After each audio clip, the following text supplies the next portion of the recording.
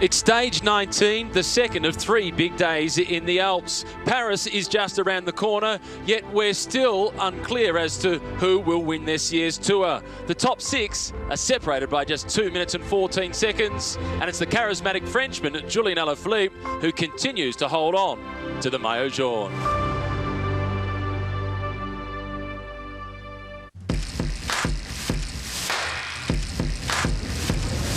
Stage 19, and it's short, but it's still a big one. Just 126 kilometres. It starts in Saint-Jean-de-Maurienne and it finishes in Tignes. The highest climb of the day is the highest climb of the tour. For the Souvenir Henri de Grange, it's to the top of the Col d'Izoard. It is a climb that takes them to 2,770 metres above sea level. It is a monster. It's a big 2 days ahead. This race is as open as it has been for 30 years. Matthew Keenan with you, joined by Robbie McEwen. And Robbie, the beauty of this year's tour is, quite simply, we still don't know. And I'm absolutely loving it. I'm loving the unpredictability. I'm loving the daily surprises. And that this tour is so heavily back-ended with what I think will be the decisive climbs of this Tour de France. I'm really looking forward to the battle. I love the intrigue. And the descending yesterday of Julian Alaphilippe, you predicted it, that he would make the most of the way over the other side of the big mountain of the Galibier, and you were right. They only had him gapped off by maybe 20 to 30 seconds over the top, but controversy here in France with videos that have emerged from Julian Alaphilippe receiving a push from one of the Deceuninck Quick-Step team assistants. He took a bidon and then got a fairly solid push from that assistant. People are talking about other pushes from fans as well, possible penalties. The UCI commissaires looked at it and said, we've only seen one push, it was short. To be a fine with a time penalty, it must be repeated pushes or prolonged pushes, like what we saw in the Giro d'Italia with Primoz Roglic. So they did not penalise him. They will be keeping a very close eye today. The Chapelle Notre Dame de Bonne Nouvelle that we're now getting a chance to take a look at. This is an old Barak-style chapel that we can see perched on one of the hills just on the outskirts of Saint-Jean-de-Maurienne. That itself stands at 670 metres above sea level, and given that today's stage goes to more than 2,700, tells the story about how much climbing there is. That chapel, incidentally, it was built back in the early part of the 16th century before being struck by lightning in 1628, and then it was significantly rebuilt and it became part of the national property of the government in 1795. Peter Sagan in the green jersey at the start line as always, making plenty of friends with the local spectators as we look across to La Pic de Mar de la Grave. The yellow jersey though yesterday, he won lots of friends, Julian Alaphilippe, after the stage. There was a young spectator there, freezing cold as the weather turned from blistering hot conditions to pouring with rain. And Alaphilippe took his yellow jersey off and gave it to the kid to keep them warm. Yeah, a very nice gesture, and maybe winding up the PR effort post-stage after what happened in that last kilometre of the Galibier yesterday, being pushed. So that controversy has been spoken about widely and in depth here at the Tour de France. How's it been spoken about in Belgium, where you've spent so much of your career? Because they've acknowledged it happened. Because it's a Belgian team, but it's a French rider, so they've got that interest, but they're also neutral, and they are probably the best informed audience for cycling. What they're saying is that he's gone right to the limit and is really flirting with danger as far as the rules are concerned. And it was spoken about the incident, what has been captured on video and shown so far. It was interesting to note that when Alaphilippe was being dropped on the Galibier, the cameras swung and stayed on that front group and did not track the yellow jersey, where in past weeks we've seen them stick with Romain Bardet when he's being dropped, for example. Stick with Thibaut Pinot, whatever he's doing. Alaphilippe was being distanced and they took the cameras away. It was only later after the stage that video emerged, and he was riding right next to the crowd instead of in the middle of the road, and riders are talking about it. That's you do not want to get your colleagues offside. And you noted it at the time. We didn't have enough evidence at the time when we were live to air, but I could see reading your lips that you were noting that it was clear, and the video shows that it was a push for Julian Alaphilippe yesterday. I saw in the footage there were pushes. And Primož Roglic at the Giro, the 10-second time penalty. He got an incredibly long push. That's what the UCI say. It must be either repeated, and they say they don't have evidence of that, or it must be sustained. And the one with Roglic was a 15 to 20 second effort by the person pushing him. And it doesn't matter whether it's a team assistant or a fan. If you're pushed, you must slap that hand away. So it's your responsibility. Yes, it's your own responsibility. And put yourself out of the position where they can reach you. Don't ride right next to them. And there's a whole lot of speculation going around. I haven't seen evidence of it, but I've seen people speculating he asked to be pushed. I don't know. I won't confirm that, but I've heard it.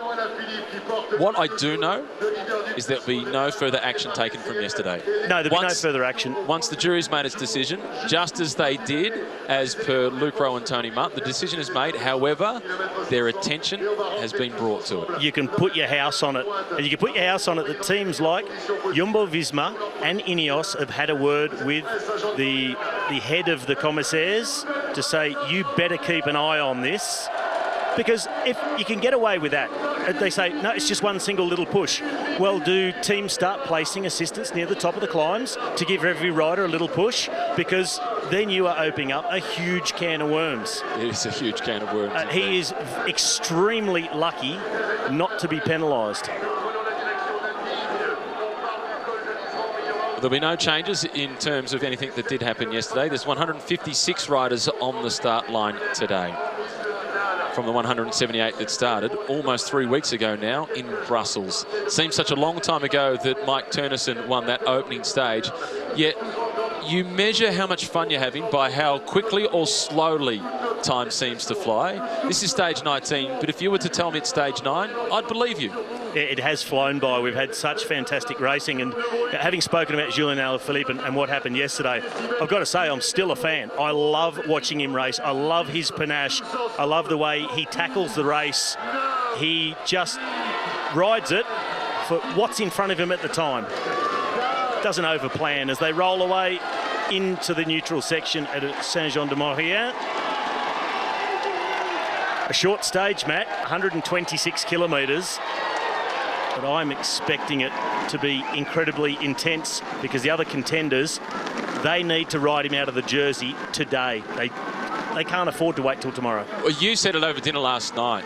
They could outweight themselves. I feel they waited too long yesterday on the Galibier. They let Dylan van Baarle from Ineos set the pace for a very long time, and then Geraint Thomas asked Bernal to attack to open things up. So he says. I even felt it was too late. Oh, they don't ride on instinct at Ineos. They plan things. It's weighing up a situation, but then there's planning into everything. He asked Bernal to attack, and then G tried to go across to him, make his own attack, and that's when Alaphilippe was being dropped. This is Le Cathédrale Saint-Jean-Baptiste, and this Saint-Jean-de-Maurienne. Dates all the way back to the 11th century, and it's been classified as a historical monument since the 30th of October 1906. The foundation of the tower that you can see there, though, that actually goes all the way back to the 6th century. And this cathedral is one of the oldest frameworks in France. Several of the roof trusses have been dated to 1075. So the roof trusses, they have stood the test of time, and you could use the old cliche, they don't make them like they used to. It's also well renowned for its frescoes and its windows, and I know who you want to talk about. Yep, the man that, well, we haven't got an official prize, but we've started calling it the Scottie Pippen medal for assists, and that is Marc Soler, the man who is at the front of the peloton next to the red car. He has been so good in this tour for Team Movistar.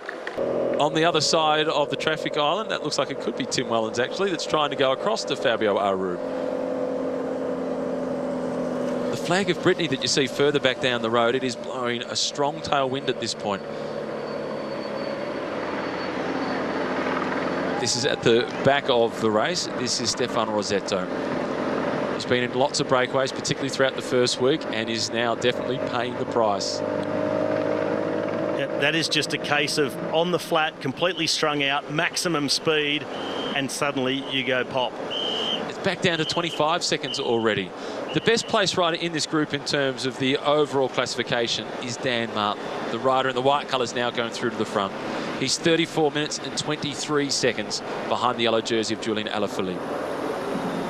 So for the Koenig Quick-Step, they don't need to chase this group of 4, but they need to control the rest of the peloton so there's no subsequential breakaway like we saw yesterday that swells to 33 with some dangerous riders in it.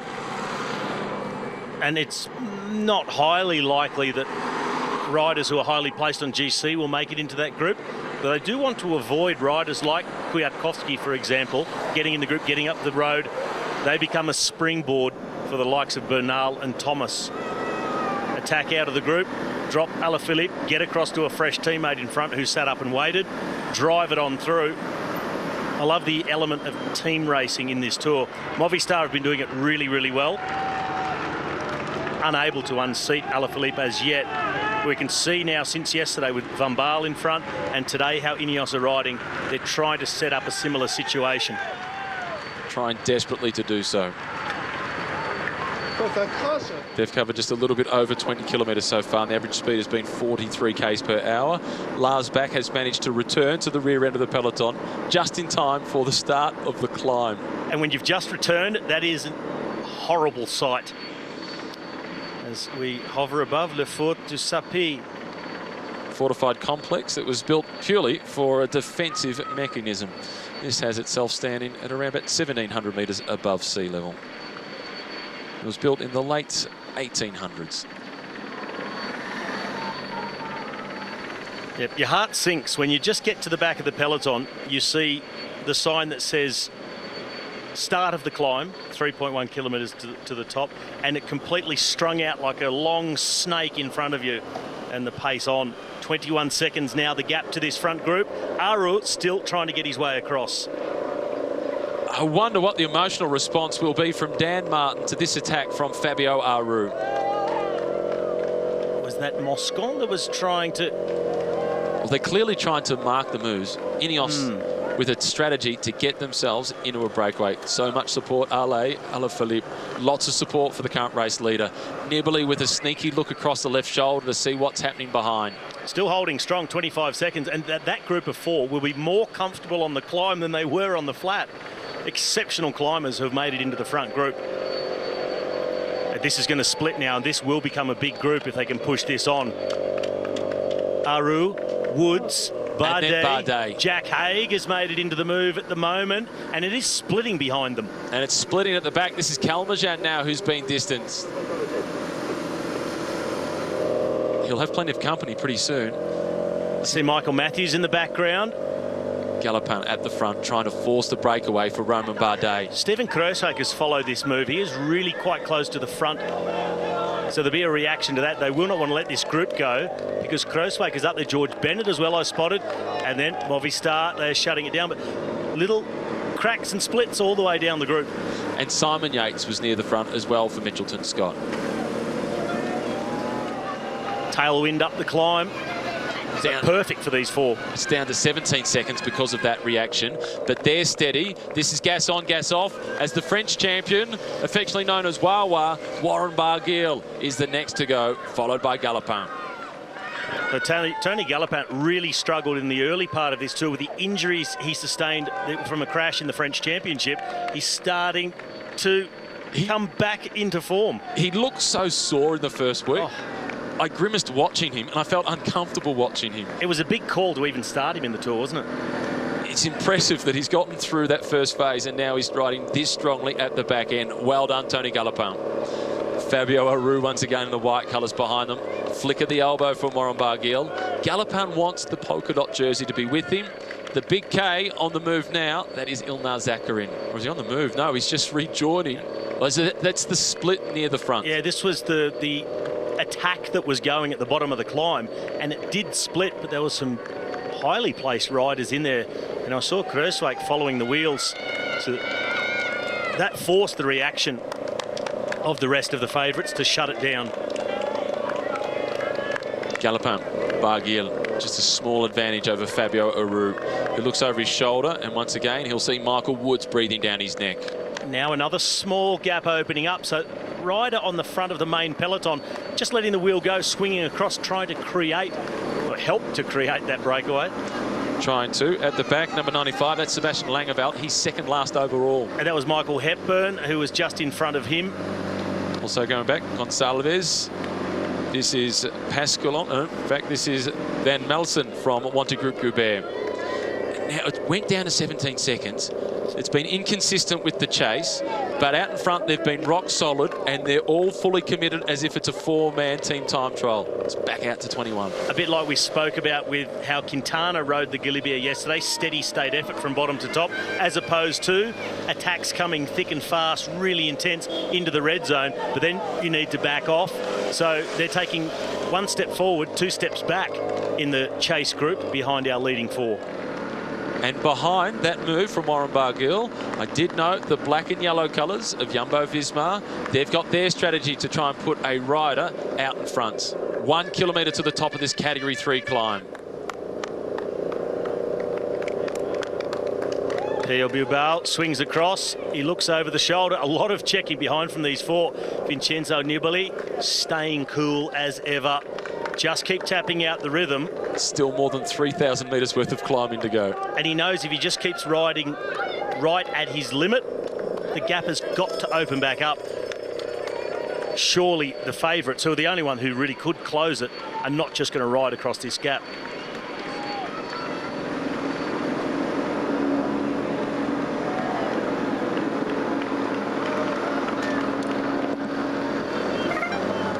Dylan Groenewegen in the yellow colours at the back. Andre Greipel in the white colours. The sprinters aiming to survive. Even Sergio Henao is back here, number 93. That is Simon Clark.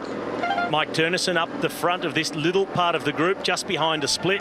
In the group up in front of that, Greg Van Avermaet is there, Niels Pollitt.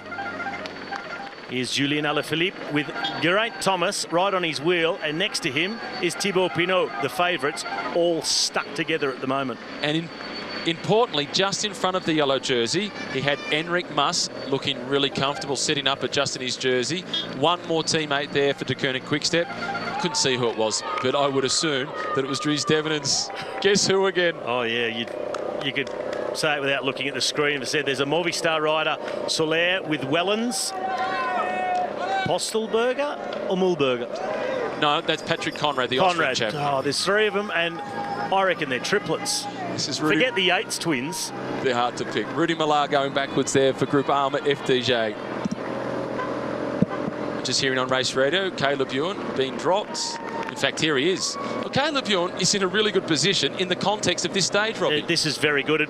I mean, what you've really got to do is just ride at your limit and hope you end up in a decent group. He's got teammates with him, and they just have to ride to their own limit for what they can manage for the next 100 kilometres in the mountains. They're almost at the top of the climb. Dan Martin leading through. They're not worried about the 2 points for the top of this climb. They're just trying to maintain their advantage. It's Bilbao in second position. Nibali in third spot.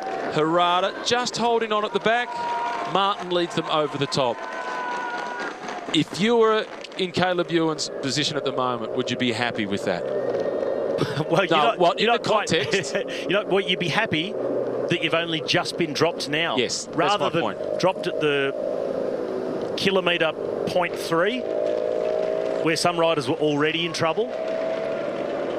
And having only just been dropped, it's feasible he could descend his way back onto a much larger group that may be able to drag themselves back up to the peloton, but still plenty of racing to come to get themselves into the break of the day. And the problem is, it's a short descent, a little bit of valley road which drags up.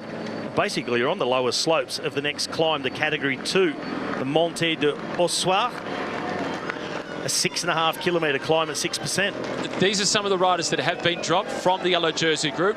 One of them is number 22, Kasper Asgreen, and he is all in to make sure he returns to support the yellow jersey. What about the rider in last position? Yeah, Jasper de Boost, he was in the break yesterday. He's the lead-out man for Caleb Ewan. He's been riding a really good tour, supporting Caleb. And at the back end of the tour, He's riding as if he's really fresh. He was in the break yesterday and got to witness the yellow jersey battle on the Col de Galibier. Well, he's much more a sprinter than he is anything else, and he's got himself in the break yesterday, still in the group now, so really well done to Debost. We'll see groups flying down on the left of screen, scrambling to rejoin. And as you've told us throughout this year's tour, the race organisers, they've formed the barrage. They're not letting those team cars go past, which, if there's a mechanical problem at the front, can cause an even bigger problem, as Jesus Herrada is having trouble keeping up with the descending skills of his 3 breakaway companions. Yep, the other 3 fairly evenly matched, and Herrada struggling. Oh, he didn't quite time the bunny hop onto the bridge very well either. It's a phenomenal atmosphere on the side of the road at the Tour de France, particularly in the high mountains, with the long wait for the peloton to arrive. And I saw some images yesterday of a Dutch group leading a big sing-along at the top of the Col de Galibier, where there was the sign for Free Luke Rowe. This race continues to splint. The yellow jersey here, Julian Alaphilippe, sits just behind the Mitchelton Scott rider, Adam Yates. This is Michael Woods in the pink colours. Patrick Conrad comes through, checking the whereabouts perhaps of Emmanuel Buchmann from Bora Hansgrohe. Movistar there also with Marc Soler. This race is being torn to shreds by the tempo at the front. That leading 4, they still hold on to a significant advantage in the context of this stage, just 44 seconds ahead of the yellow jersey group, but there is a split, and the 19 riders that find themselves at 25 seconds behind includes Rigoberto Urán. Rigoberto Urán having started the stage in 9th position overall at 5 minutes and 33 seconds down. This is Marc Soler now coming through to the front, followed by Alexei Lutsenko. Next in line is Mollema, then it's Caruso who's in the break yesterday. This is Peter Sagan, he's back with the yellow jersey group. Buchmann is there, there's the yellow jersey, followed by Thibaut Pinot. But Julian Alaphilippe, Robbie, he's limited for teammates. Number 22 comes by, that's Kasper Asgreen. He's going to be important for the next 50 kilometres. It'll be incredibly important, and it'll start to be a little bit of panic stations. But what Alaphilippe has done so well so far in this tour is not panicked. You've got Urán up the front. You've got riders who can really become a danger by getting in a breakaway. But Alaphilippe, they do what they can, but they don't panic, and they wait for the others to panic first. Look at all the yellow helmets in this group. The yellow helmets of the Movistar team. There's 3 of them, and it includes Landa? Alejandro Valverde. Valverde is in that group. He sits in 10th place overall at 5 minutes and 58 seconds down. That is a dangerous group. Because I was trying to spot Landa in the group of the yellow jersey. I wasn't able to do that yet. And with all those light blue jerseys, yellow helmets buzzing up the road, it'd be easy to lose track of where Landa is. What's happening with Thibaut Pinot? This is a problem. This is for the Frenchman. 5th overall, Thibaut Pinot at 1 minute and 50 seconds down. He's looking a little rattled. He's at the race doctor. Race doctor, not mechanical. No, he's had something happen to his leg. Looks like he might have been bitten. Yeah, I wonder if he's had a sting of some sort.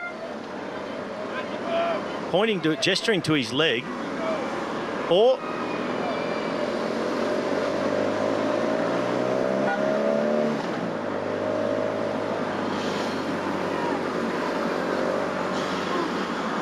it looked like he had some sort of sports taping on his leg that was being removed. It's hard to say.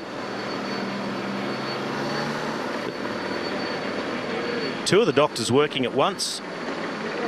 And there's more tape that's been ripped off the leg of Thibaut Pinot. And now they're putting fresh tape on for the Frenchman.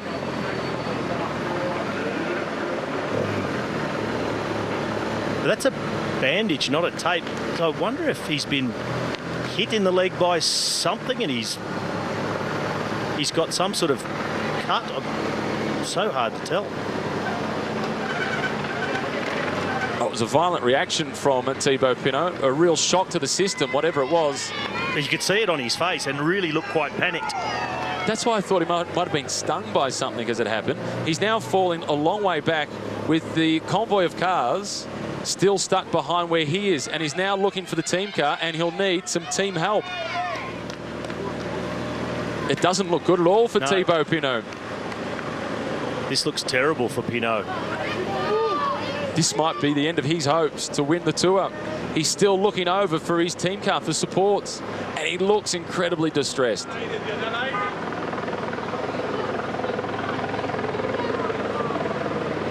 sure he doesn't want the TV camera with him, but we want to know what is happening with Thibaut Pinot. He probably wants to know what's happening with Thibaut Pinot. What exactly is the damage for the Frenchman?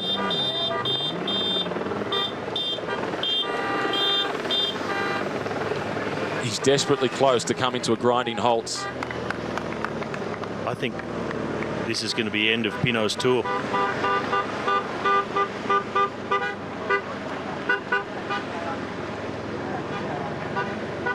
There are no teammates coming back here for him.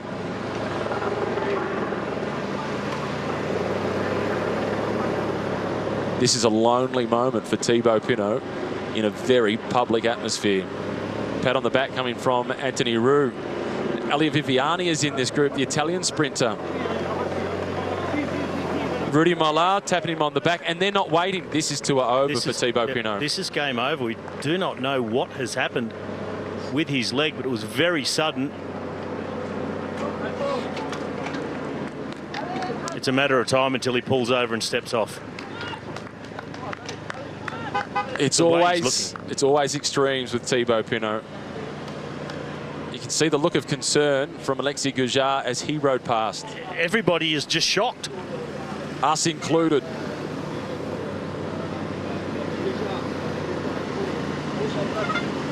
The distress is etched across his face.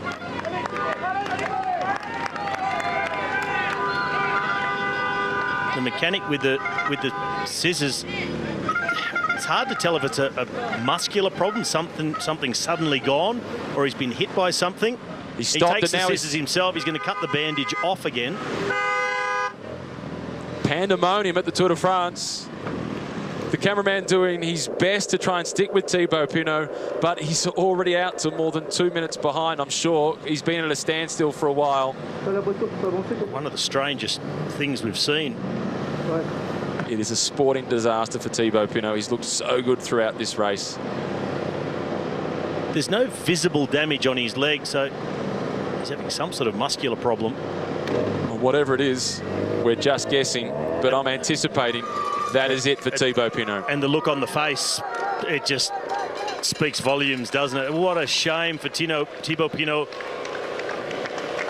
When it was all looking so good, when he was being talked up as the big favourite to take over from Julian Alaphilippe after his performance on the Tourmalet, it looks like being a sad end for the Frenchman. And our 4 leaders, that's all happening behind them. They're about to be caught by a big group that includes multiple riders from the Movistar team, and chiefly amongst them is Alejandro Valverde. There he is. You can see the rainbow jersey, the world champion with the yellow helmet on. Pinot, he continues to ride on, but visibly distressed and making no inroads on the groups in front of him. In fact, he's being caught by riders who've been dropped, like Alexander Kristoff, who was behind him. He's been caught by a sprinter, and Thibaut Pinot is one of the world's best climbers. He's bravely trying to continue, but at this pace, yeah, we've said he's 2 minutes 42 behind the front of the race. He's already lost 2 minutes just about to the yellow jersey. Such a strange situation. Well, we will follow any news that we can get from his team, Groupama FDJ, but they won't be able to work it out just as yet, so I'm sure that they won't be making a statement of ambiguity. They'll wait until they get confirmation as to what has happened with Thibaut Pinot, but that is so sad to see. This is Woods at the front, followed then by Amador. Amador and Soler are in that group, but at the back the group is splintering. Number 67 is being dropped, so too Matthews in the red colours. This group is really motoring. Bauke Mollema, this is Yates, this is Simon Yates. And Guillaume Martin is here from Montegroup Gilbert. Fabio Aru, Rigoberto Uran is number 91. Dylan van Baal, Reichenbach, number 57 from FDJ, but his leader is out the back and looks like he is on the verge of abandoning this Tour de France. It's Movistar who are driving the pace. Andre Amador on the front. They have caught Nibali and Bilbao. And it's now Castroviejo forced to do the chasing, followed then by Dries Devenens. It's Geraint Thomas who's the next in line, followed by Kruijswijk. Then it's the brave Bennetts. And behind that, Emmanuel Buchmann with his teammates from Bora Hansgrohe. So like we said before, Julian Alaphilippe, he's the last one to panic out of all of the favourites. When it's all happening in front, he looks like he's about to be ridden out of it. The others are not willing to gamble their own positions to isolate Julian Alaphilippe. We saw plenty of evidence yesterday of the advantage of being a good descender, and Julian Alaphilippe, the current race leader, is one of the very best. At the top of the climb yesterday, he was just under 30 seconds behind the other group of the favourites in the race for the yellow, like the defending champion Geraint Thomas. And not only did he catch them pretty early, he went past them and he put them under pressure. He did, and that is one of his big weapons, Julian Alaphilippe. But we heard Andy Schleck saying, I used to be a really good descender. I used to take a lot of risks and never had a problem. Until then, I'd never had a bad crash on a descent. It takes one bad crash on a descent to really make you risk averse. Any crashes that scared you?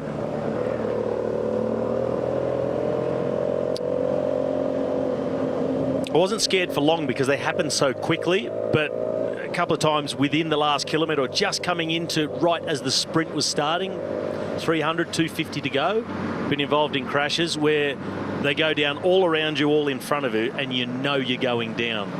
Split second later, you are down, you're sliding on the road, you're rolling along, skin's coming off. So you don't have long to be scared, because then you're dealing with what's just happened to me, what hurts, what's broken. But there is that moment where time seems to stop. When you know you're going down, it's beyond the point of being able to save it. You have that tiny bit of slow motion, and then it speeds up times 10. Once you hit the ground, it speeds up a lot. On a positive note, which was your favourite descent in the Tour de France? I loved them all, to be honest. Whenever I got to the top of a mountain in a mountain stage, I loved every descent. I prefer just the long flowing ones without hairpin corners. You just didn't need to brake, and you could actually relax and recover a little bit. Les of Saint-Etienne. The peloton charges on through. Inside the last 90 kilometres already. This has been a rapid start to the stage. Average speed so far, 38 kilometres per hour after an hour and 15 minutes of racing. Significant breakaway of 29 riders. If you have just joined us, unfortunately, having started the day in 5th place overall, Thibaut Pinot has abandoned the race. The chase is on by Ineos and the Koenig Quick-Step. The two riders who are doing the chasing, Jonathan Castroviejo for Ineos, the team of Geraint Thomas and Egan Bernal. And Casper Asgreen clearly descends well. He has exited those couple of corners with a gap to the rest of the group. Yeah, clearly descends faster than Jonathan Castroviejo. Here's the yellow jersey, Julian Alaphilippe, shadowed then by the Movistar riders, Quintana, then Landa behind him. And just spotted for the first time the bandages on the right leg of George Bennett, the Kiwi who crashed twice yesterday. We knew about the first one, but when we started to hear reports of the second one, we were really concerned about him because we hadn't seen him, which is always bad news. Fortunately, he did finish the stage in 27th position and says he is okay. That's amazing in itself, to finish that stage in 27th when you've crashed twice, but the second one you're laying by the roadside on the final descent. Just to peel yourself up off the road and get back on again. But it shows how quick and how far forward in the race he was on the climb of the Galibier. This is Michael Woods in the pink colours. Flick of the elbow from Warren Barguil, who also flicked his elbow, but there was nobody else behind him to do the pacemaking at the front. Woods wants to keep driving this group for his teammate, number 91, Rigoberto Urán. He's doing exactly the right thing, trying to push the pace on, but there was just someone back there who swung across, didn't follow the wheel, and the gap opened up. Emmanuel Buchmann, number 12 from Bora Hansgrohe. He's now into the top 5 with the abandonment of Thibaut Pinot. Not how he would have liked to have gotten there, but he moves himself into the top 5, and he's a rider who came into the race aiming for top 10. I'm sure that news has come through as a shock to the riders in the peloton. They would have heard over race radio from their team directors in the cars behind them that Thibaut Pinot has abandoned the race. and no one would find it a pleasant surprise. None of them would be saying, oh, great, I've moved up one. Not a single one. Everyone's been in that situation where you've been riding a race, doing well, and then something goes wrong, and you don't wish it on anybody. And we wish Thibaut Pinot a quick and full recovery for whatever it is. Something that was obviously there after yesterday because he had his legs strapped. We saw them remove strapping, put a bandage on. They were trying everything. This is Rigoberto Urán. Quick look across at the camera. Have you got my good side? Incidentally, although they're in clear skies at the moment with 76 kilometres remaining, at the finish line, there are spectators out the front of the commentary position, ducking for cover. They're grabbing ponchos and they're searching for umbrellas. Yep. Just the first drops coming down. The clouds have gathered above Tignes here at the finish. And the forecast was for possible thunderstorms from 3 p.m. It's now nearly 3:15 local time. And that chance, 30 to 40% chance all through the evening until the end of the race. So if the riders are lucky, they'll avoid the storms in whichever valley they find themselves in at the time. This is Michael Matthews just drifting backwards. This back to our main peloton with the yellow jersey. Also the green jersey. He was in that breakaway group, but as the tempo was a bit hot on one of the climbs, he is now conceded and he's gone back to the yellow jersey group. Gap drifting up now too, over the minute. So the chase really in earnest at first, trying to just pull it back. Now they've realised we can't just ride across to it. They've settled into what will be the tempo for the day. There have to be some big accelerations from the domestics who are left, like Wout Poels, if he can find the form of recent years. And that's a big question mark at Team Ineos. That is the question mark. They do have the card of Dylan van Baarle in that breakaway group. They could make the call, OK, Dylan, we need you back here. Wait. Oh, it was like yesterday. He'll be sitting there not contributing very much at all and waiting for the signal from the team. We saw yesterday at the point where he went out the back of that front group, it seemed to be taking too long for the liking of Jonathan Casaviejo, who was gesticulating as we get the confirmation of Race Radio. Michael Matthews distanced from that breakaway group.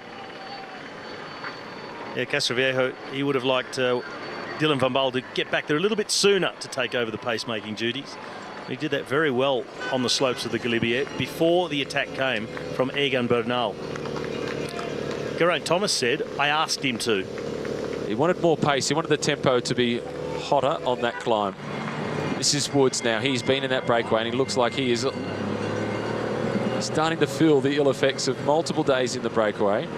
This group splitting up under the pressure that has been applied at the front. 63, this is Andre Amador. Second day in the breakaway for him.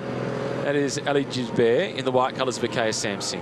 They don't look very well organised at the moment, this leading group. No, here number 122 is Fabio Aru. He's on the wheel of Simon Yates, a dual stage winner. Bauke Mollema is also here, 136 for Trek Segafredo, the teammate of Richie Porte. This is Laurens de Plus from Jumbo-Visma. Guillaume Martin made his way into the break again. Bilbao, Galopin, Woods. No, not Woods. He's further back. Urán, excuse me. There's Van Baarle.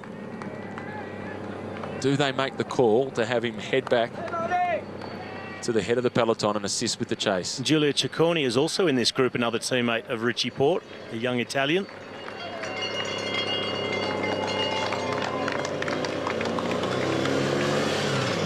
One of the stars of his generation. He's still in the professional peloton, but unfortunately not in this year's tour for him is Mark Cavendish. In addition to winning 30 stages throughout his career at the Tour de France, he's also had a stint in the famous Maillot Jaune. Let's take a look at Mark Cavendish and his time in the yellow jersey.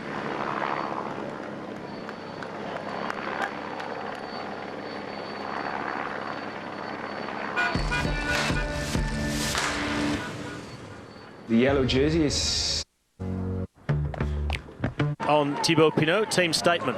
From Groupama FDJ, Thibaut suffers from a muscular lesion on his left thigh. Yesterday he finished stage 18 with a sharp pain and had troubles walking in the evening.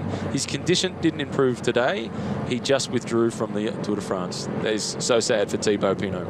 Well, a muscular lesion, I assume they mean a muscle tear, because that is the sort of pain that would bring on, is what you could read from Thibaut Pinot's face.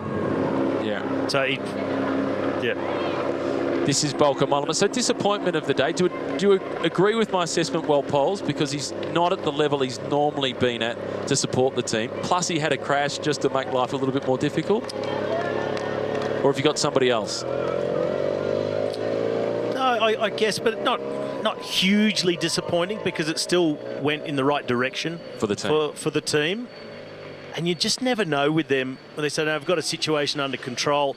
But I would have expected them to want to use Walpole's yesterday.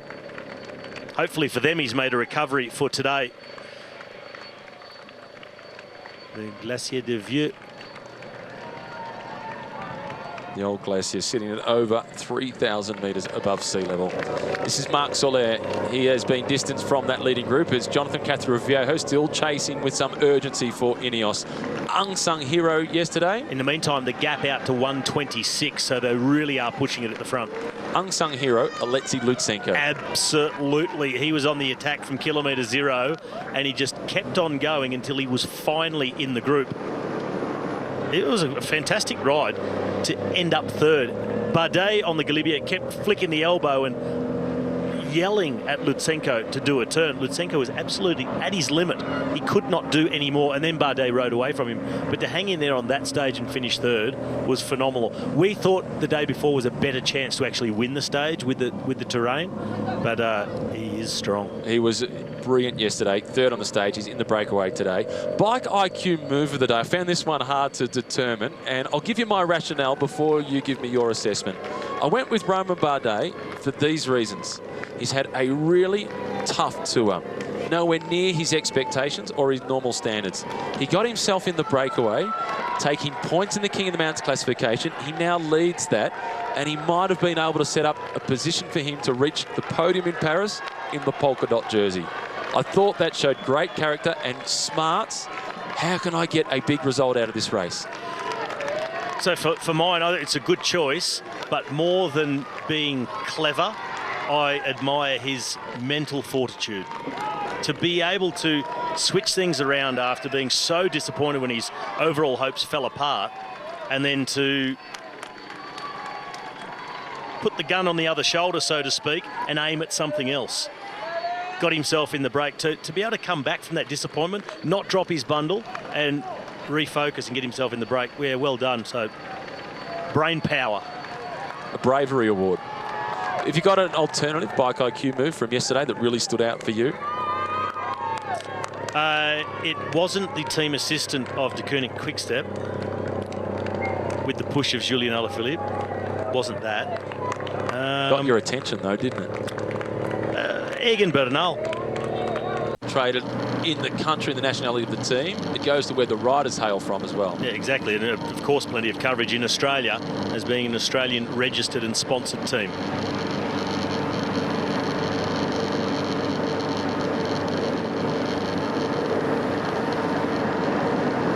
Still just down the valley at the moment. So the profile telling us a little bit of a fib. Come down towards the sprint. It's a short downhill section, and after the sprint, it'll start to drag back up again. As Barguil at the front, the French national champion. Vincenzo Nibali has been doing a lot of work in this group. He wants to win a stage desperately. And Barguil wants to lead through the sprint. Long turn on the front from Barguil. Perhaps there's the contemplation of the time bonus as well, as Tony Galopin wants the points. So too does Lutsenko. And it is Lutsenko, the third place finisher from the stage yesterday, who collects them. Who knows why? Just because it's there. Yeah. Number 77, that's Magnus Cort Nielsen at the back of the group. Alejandro Valverde didn't waste any energy through that intermediate sprint. He just stayed towards the back. Galopin pressing on along with Lutsenko. Fabio Aru has now been caught by the main peloton, being led still by Jonathan Cathro-Viejo and Casper Asgreen.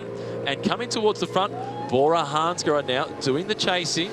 That is Daniel Oss that sits in third spot because the position in fifth overall of Buchmann is under threat by Uran and Valverde. And this has always been the saviour for Julien Alaphilippe. Riders further back on GC, they all start to protect their own positions. The team of Buchmann and himself, Well, he came into the Tour saying, I'd love to finish in the top 10. At the moment, he's occupying 5th overall. He was 6th coming into today. Thibaut Pinot abandons the Tour. He's got a top 5 for the taking at the moment if he can continue the performances he's shown in the mountain so far, Bookman. But all those teams will just start to defend their patch. We haven't seen any signs of weakness from Emmanuel Buchmann. He's been extremely good. Steady state riding. But he hasn't chosen just to sit in the wheels either. On the Tourmalet, there was a moment where he came to the front where it was really crowded, very narrow passage. He went to the front, and it wasn't to sit up to try and get them to go at his own pace, slow things up and recover. He really went through hard and put riders under pressure. Yeah, indeed. Now we see the peloton coming through Basson, where the sprint was held. This is one of the regions in the Alpine parts of France. It's not really focused on the Alpine skiing. It's more looking for cross-country skiing. They've got 150 kilometres worth of tracks that sits on this plateau at around about 1,800 metres. Well, that would give them good coverage all winter long. And there is the shooting range. So you see in the biathlon, in cross-country skiing. Is the biathlon stadium here that hosts a few international events. I always admire that, but they ski in heart rate around 200 and then hold their breath between shots, laying or standing. Each of those activities independently is really, really hard. Putting them together is super tough. Nibali still driving through in the red colours from Bahrain Merida. Valverde also contributing to the pacemaking. He knows if he's a passenger in this group, others won't work. Van Baal, though, rolling through to the front for Ineos, will try to slow things down. Here's Rigoberto Urán at the back, number 91. Just making sure he's got enough fuel on board. Mitchelton Scott, they're represented in the breakaway by Simon Yates. Back in the group with the yellow jersey is the young Australian Jack Haig, making his first appearance at the Tour de France. And we caught up with Jack before the start of today's stage. Let's now have a listen to what he had to say. We will again have Robbie's Gran Fondo. And it's a really fantastic day out in the Gold Coast hinterland. 3 different courses, 60, 100 or 130 kilometres. You choose your level of pain, but the really nice climbs, 5 to 6% gradient. And that's the type of event that gets people introduced to cycling, think, hey, I really like this, get kids involved too. We've got lots of kids that take part as well, doing the shorter rides. And we also have a little kids ride that we support a local special school with facilities, with hand cycles that are being bought through one of our charity partner called Condev Cares. So doing some fantastic work down there, and they're about to build them a track for riding all their different types of bikes on, the kids that attend the special school down there. So we're supporting that through Robbie's Gran Fondo this year. So if you're in Australia, even New Zealand, anywhere through Asia, you'd like to make a trip down to the Gold Coast, love to have you at the event. Check out robbiesgranfondo.com. And check out the Movistar leading the team's classification. They are at the top of the table, 20 minutes and 38 seconds ahead of Trek Segafredo. And they're well positioned again with riders in this breakaway, including number 63, Andre Amador, at the back of the group. More importantly, though, number 62, the world champion, Alejandro Valverde. Jesus Herrera, the birthday boy, turning 29 today. He is sitting at the back of this group. He was in the original breakaway group of 4. They're approaching this climb, the highest climb of this year's tour. The Col d'Iseran takes them to 2,770 metres above sea level. Well, we see the profile there. You'll be familiar with the colours now. Green, easy. Blue stepping up a little bit, up towards 6%. And then into the red, 6 to 9%. And that's what it is for so much of the Iseran. As much as the gradient, or even more, in my opinion, is just the altitude. But as they get to the top, you see that section, 9.3%. This is one of the longest graphics we've seen so far on this tour. It's only a 13-kilometre climb. But I think we've got to take the time to illustrate how high we are in the Alps. Did you just hear yourself? Only a 13-kilometre climb. Yeah. in the past and in this tour have done climbs of 20, 24 kilometres long. And tomorrow to Val Thorens. It's 33 kilometres long to Val Thorens. So this one's only 13, but the altitude, 2770. That's the key sticking point today. That's like having someone's hands around your neck, wringing it. And Alejandro Valverde, historically the 39-year-old, he has struggled at high altitude, number 62 in this group. And while you're organising your Gran Fondo, Robbie, I've got to work out a way to try and get a little bit fitter to do L'Etape Australia. Well, you're going to come and do my event first. You'll be back from the Vuelta. It's a week before the Worlds. So you're coming up to the Gold Coast. That's it. No more discussion. Done. And you're doing the longest ride as well. You're doing the 130, not any of the others. Why are you laughing? Well, I just thought you might say, OK, I'll do the 60 with one climb. Yeah. The last time I went You've at least got to do the 100 with the two major climbs. The last time I did a ride with Robbie up near his place in the hinterland where his event is, I kept hearing this phrase, don't worry, Keno, it's just a little bit further. Don't worry, Keno, it's just around the next corner. Yeah, but I took you on a special climb for that one. Climbs of the Fondo are a bit shorter, 8 kilometres long and 9 kilometres long, 5 to 6%. I took you on the one that was 16 kilometres long with pinches up to 22%. Yeah, you told me it was 6Ks long and it was just gradual. You're welcome. AG2R Le Mondial are now chasing. This is Matthias Frank, who's at the front. Romain Bardet is in no position for the general classification. He is chasing that breakaway group because he wants points in the King of the Mountains classification. And if he can't win them, he wants to prevent Damiano Caruso from winning them. So he's put teammates on the front to do the chasing to stop Caruso closing in on the polka dots. He's waited. Van Baarle has been in the breakaway for Ineos. He has now waited. Well, that is good news for AG2R. This is Gilbert, who was in the break and driving it for Warren Barguil. He comes to a grinding halt. Job done. This is Magnus Cort, still pushing on. He's done a great job to get into this breakaway. Guy who started his pro career more renowned as a sprinter. As we see the Gruppetto come through the intermediate sprint, driven by Soudal Lotto. Look out for Caleb Ewan in here then. A spot. Andre Greipel is there. Ewan was there. Dylan Groenewegen here at the back of the group in the yellow and black with the blue shoes. And it's worth noting, Robbie, they're working turns. They're not just cruising. And that's what the Gruppetto always has to do. Wherever it's flat, slightly downhill, cooperate. Big teams time trial really drive it. But so many riders from Soudal Lotto, there'd be riders in there thinking, great, free ride, at least on the flat. And when it comes to the mountains, they settle into a tempo that their sprinter can handle. The thing to do in the Gruppetto, help me with the word. Collaborate. It evades me for the moment. At the moment, they're 10 minutes. They're 10 minutes and 22 seconds behind the front of the race. The unwritten rule is once you're in the Gruppetto, you ride at a tempo that the weakest guy can just handle. So it's socialism. You're sticking together because the next day you might be the weakest guy. No, well, it's not really. Let's keep it in context. He's 22. He's gone to his limits. He's just been distanced by that group. Matthias Frank also been distanced, having done the chasing to try and close it down to the leaders. Next in line, this is Michael Charel. He is the roommate for Romain Bardet. This is Gisbert, who's just riding his own race from this point. He's been working in the breakaway group to try and set up a stage victory for Warren Barguil. That team, Arkea Samsic, looking for their first victory in the Tour de France. This is Izagirre. He was in the original breakaway group as well. Marc Soler, now of Movistar, being dropped as Dylan Van Baarle sets the tempo out in front. 1:21, they're closing in on the leaders.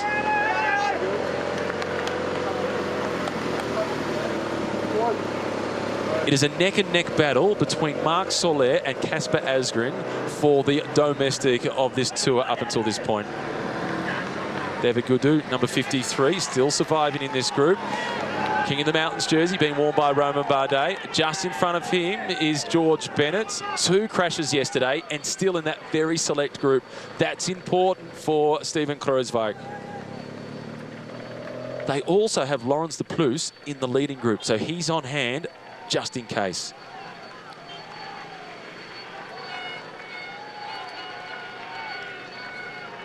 Just look at that entire picture. If that doesn't make you feel just slightly insignificant, we look at these great riders and then zoom out. Can't even spot them in the enormity of the Alps. Van Baal, a rider recruited to the team for the Tour of Flanders and Paris-Roubaix. Flatland specialist, the cobblestones. For the last 2 days, he's gone into the early breakaway, then dropped back and supported the best climbers in the world. We've seen it over the years with Team Sky, now Team Ineos, as our last 2 riders on the road. These were the first men dropped today. That's they Debusschere. are going to be in trouble. Debusschere, Marco I think Haller. it's Marco Haller at the same time. That's a voiture ballet, the broom wagon. And we saw the Gruppetto go through at 10 minutes and 20 seconds, and that feels like it was at least 10 minutes ago. Yeah, they're at least 10 minutes behind the Gruppetto. That is trouble for those two. They're at 19:30, so they are in elimination zone. They're at real risk of not being able to start tomorrow.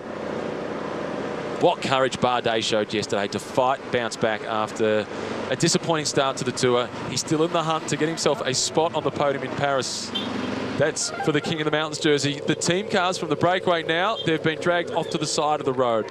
Richie Porte is still there. He collects from one of his Spaniers, and he's still got teammates in that leading group. At least he's got one. He has. It's Giulio Ciccone, who's still in the leading group. And here he is on the fronts, the young Italian who wore the yellow jersey for 2 days. So far, Ciccone is the only guy to have taken a yellow jersey away from Julian Alaphilippe. Alaphilippe got it back, however, and is now wearing the yellow jersey for the 14th time in this year's Tour. Simon Yates at the back, number 108. Number 57 in the red colours, the Swiss national champion. That's Sebastian Reichenbach. With his teammate, unfortunately, Thibaut Pinot out, he gets his chance to aim for a stage win. There's our 3D graphic, the front of the race. Now just some 350 metres behind is the group with Thomas, Alaphilippe. A couple of riders just in between on that graphic, dropped out of that breakaway group.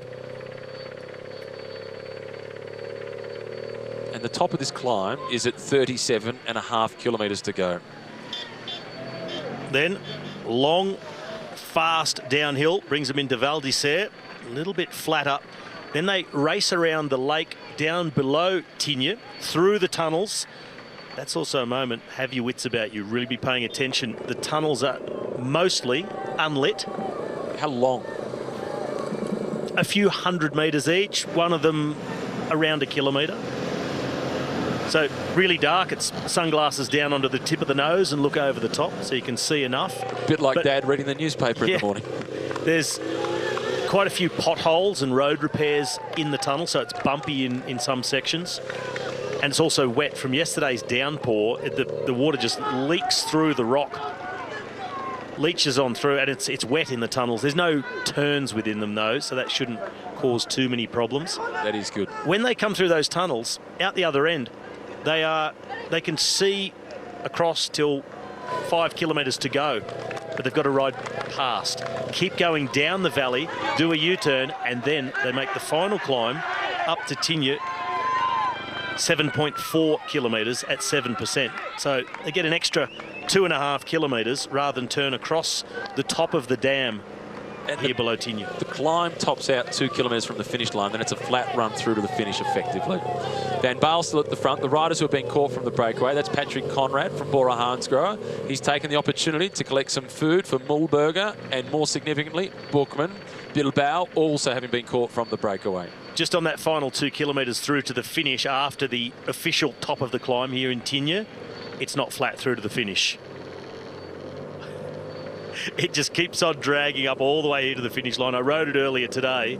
Okay, I'm not in Tour de France condition. I was never a good climber in the scheme of the Tour de France, but I was still huffing and puffing coming on. It is a serious drag. Some little kicks as well on the way up. So it's not flat. We'll call it less steep. Less steep.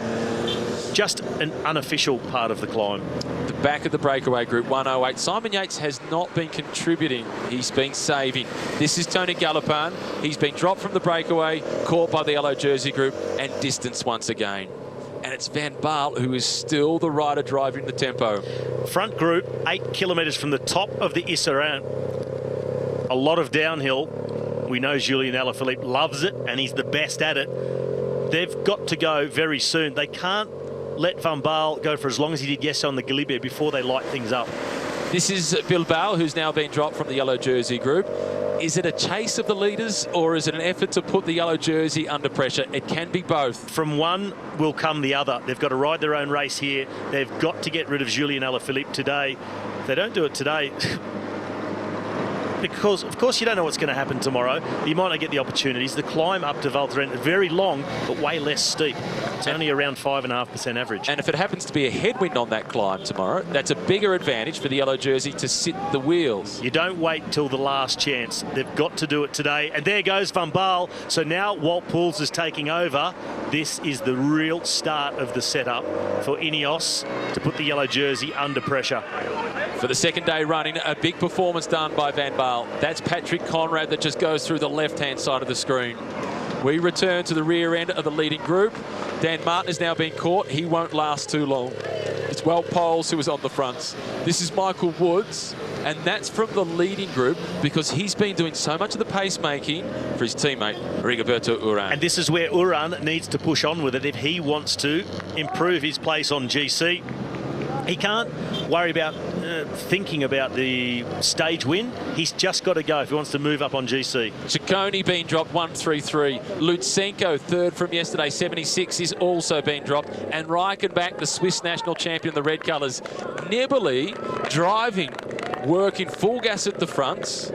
Also in the back of his mind, not just the stage, the King of the Mountains jersey for Caruso, his teammate who sits just behind him. Well, this is perfect for Rigoberto Urán, but the gap now just 47 seconds back to the yellow jersey group. Yates holding on at the back. And Wout Poels is setting the tempo. And altitude starting to have an effect. They are above 2,200 metres above sea level now.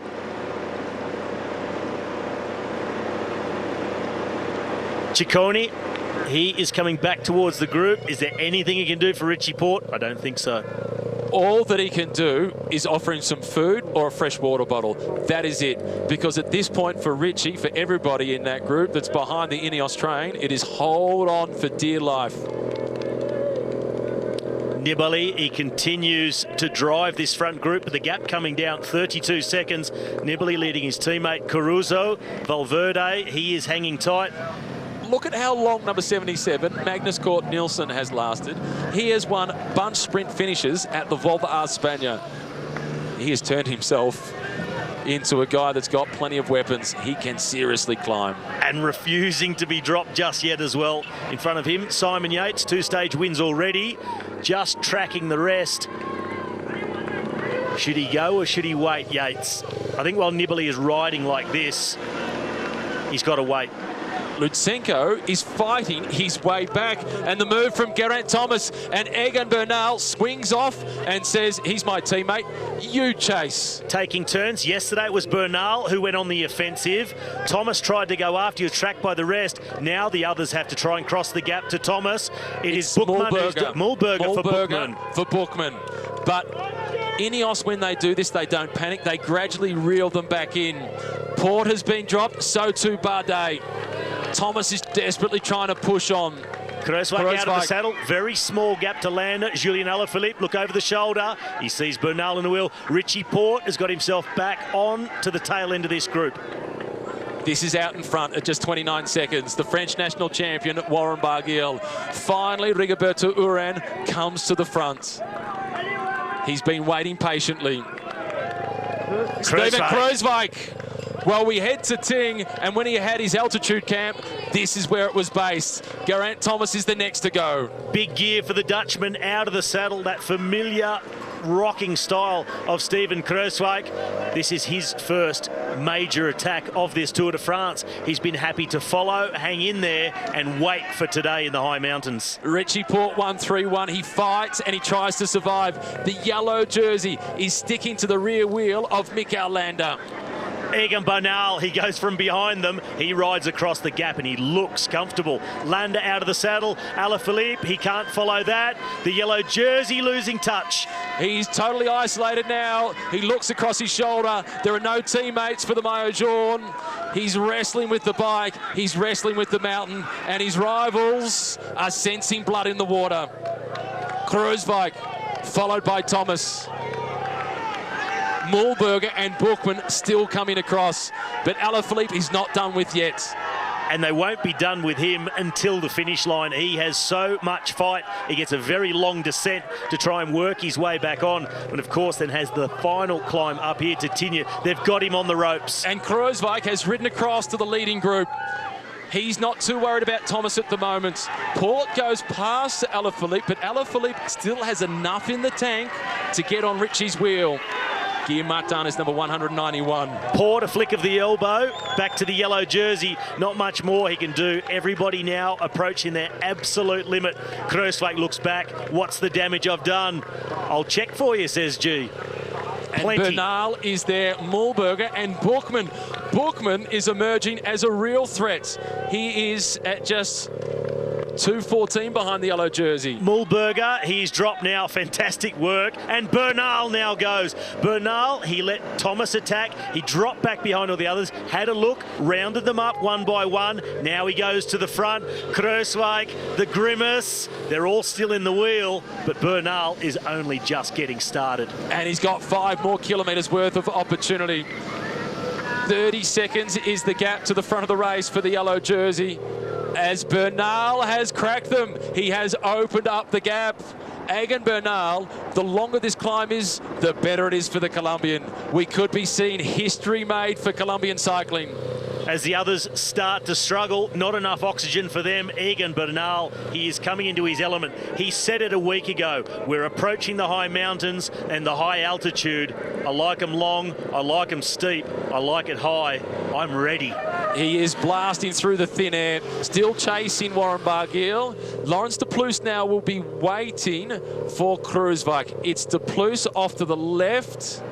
He's looking across the shoulder. It is every man for himself. The world champion battles on number 62, Alejandro Valverde. This has now obliterated the breakaway and the group of favourites. Kruijswijk with Thomas in the wheel. Bookman. Then it is Bookman. The yellow jersey. He hasn't blown up. He's found his rhythm. He's limiting the damage, but it's still big damage, and there's still a big climb to come at the end of this stage. Plus, there's tomorrow's Richie Port rides away from Julian Alaphilippe. And you'll see riders at these altitudes. They'll have good moments, bad moments. You've got to ride the roller coaster and just stay at your limit, whatever that is at that particular time. Slow it down, speed it up, hurt yourself as much as you can stand. Get over the top, and Alaphilippe, you'll be hoping he is close enough to descend back towards them. Bernal, he is at the front of the race. Nibali in the wheel. Uran goes with them, and so does Simon Yates. And now, number 83, that's Laurens de Plus. He was in the breakaway. He's waiting to work with Kruijswijk. Bernal now catching Warren Barguil. They are at the front of the race. Tête de la course, Nibali with the front row seats. It's then Rigoberto Uran, the defending champion. The hips are rocking and rolling, but so too are everybody else's. De Plus now for Kruijswijk, the teammates of Jumbo-Visma, trying to set a pace that can start to peg back the Colombian Bernal. He's in the white jersey as best young rider, but this is the one he wants. They've got rid of Julian Alaphilippe. He's 36 seconds behind the front of the race. At the start of the day, the gap between Bernal and Alaphilippe was 1 minute and 30 seconds. How much time can he make up on the descent? I think he can make up about 45 or 50 seconds on the descent, but if he's alone or getting no assistance and he gets that headwind through the plateau in Val d'Isère, and then it's not over yet, through the tunnels below Tignes, they drop down further, and there's still a whole climb to come, which finishes at 2,100 metres above sea level. Number 63, that is Andre Amador. 191, Guillaume Martin. The yellow jersey continues to try to defend. This is Bardet in the polka dot jersey. Just in front of him, yesterday's stage winner, Nairo Quintana. That's 1 and 2 from yesterday, in fact. Flick of the elbow. Any support coming? No. Bernal, you've started it. You're going to have to finish it. The riders who are with you are interested in one thing only, stage win. You've gone on the attack. Thomas is sitting in the wheel. as much as you can on a climb like this of Steven Kruijswijk. They've got Bookman with them. Bernal needs to try and take this one all the way to the end. It is a bold move by Egan Bernal. He wears white as the best young rider. He's one of the youngest riders in the race. In fact, he's the youngest remaining rider in the race. And look at the speed he's now picking up. It flattens out ever so slightly here. And this looks close to 30 kilometres per hour for Bernal. Little flatter section, 3.5 kilometres from the top. Bernal getting things wound up. Guillaume Martin, flick of the elbow. Julien Alaphilippe. This is no acting anymore, Julien Alaphilippe. This is everything he has got. He's got to fight to the top of this climb, use his skills on the descent, see if he can get himself back in touch. All it is an act of courage from Julien Alaphilippe. There's no faking it now. 4 kilometres for him still to climb. He's almost 800 metres behind Egan Bernal. When Julien Alaphilippe first took the yellow jersey, and even when he retook it from Ciccone, he never imagined he'd be in this position so close to the end of the Tour de France and still wearing the maillot jaune. He has fought so gamely, and it's not over yet. They have not got him beaten. Well, many thought that number 61, Nairo Quintana, would go on to become the first Colombian to win the Tour de France. Now it's the man in white, Egan Bernal, who is in the box seat. He moves to within 35 seconds of yellow, and he's 25 in front of the defending champion, his teammate. This is really important. The work being done here by Laurens de Plus for Steven Kruijswijk, and the man who can take big advantage of what's happening is Geraint Thomas. Also Bookman, not with the responsibility, but whoever has to chase, they'll have Geraint Thomas sitting in the wheel and ready to accelerate if they could possibly get back towards Bernal. It's falling into place for Ineos. They've never been in this position in the Tour de France before. They've always had the yellow jersey by the back end. They've had to change the tactics. So far, it's working. And if they do win, it could prove to be the most satisfying, because it's been the one where they've had the biggest odds stacked against them. Wout Poels sticks to the group with the yellow jersey. How much will Wout Poels be encouraging Bernal, giving the information? The yellow jersey is chasing, but he's struggling. Keep going. Certainly giving the information. Also, the sports director in the car, in the passenger seat, he'll be watching the feed of the race, knowing exactly what's going on, whatever the gaps are.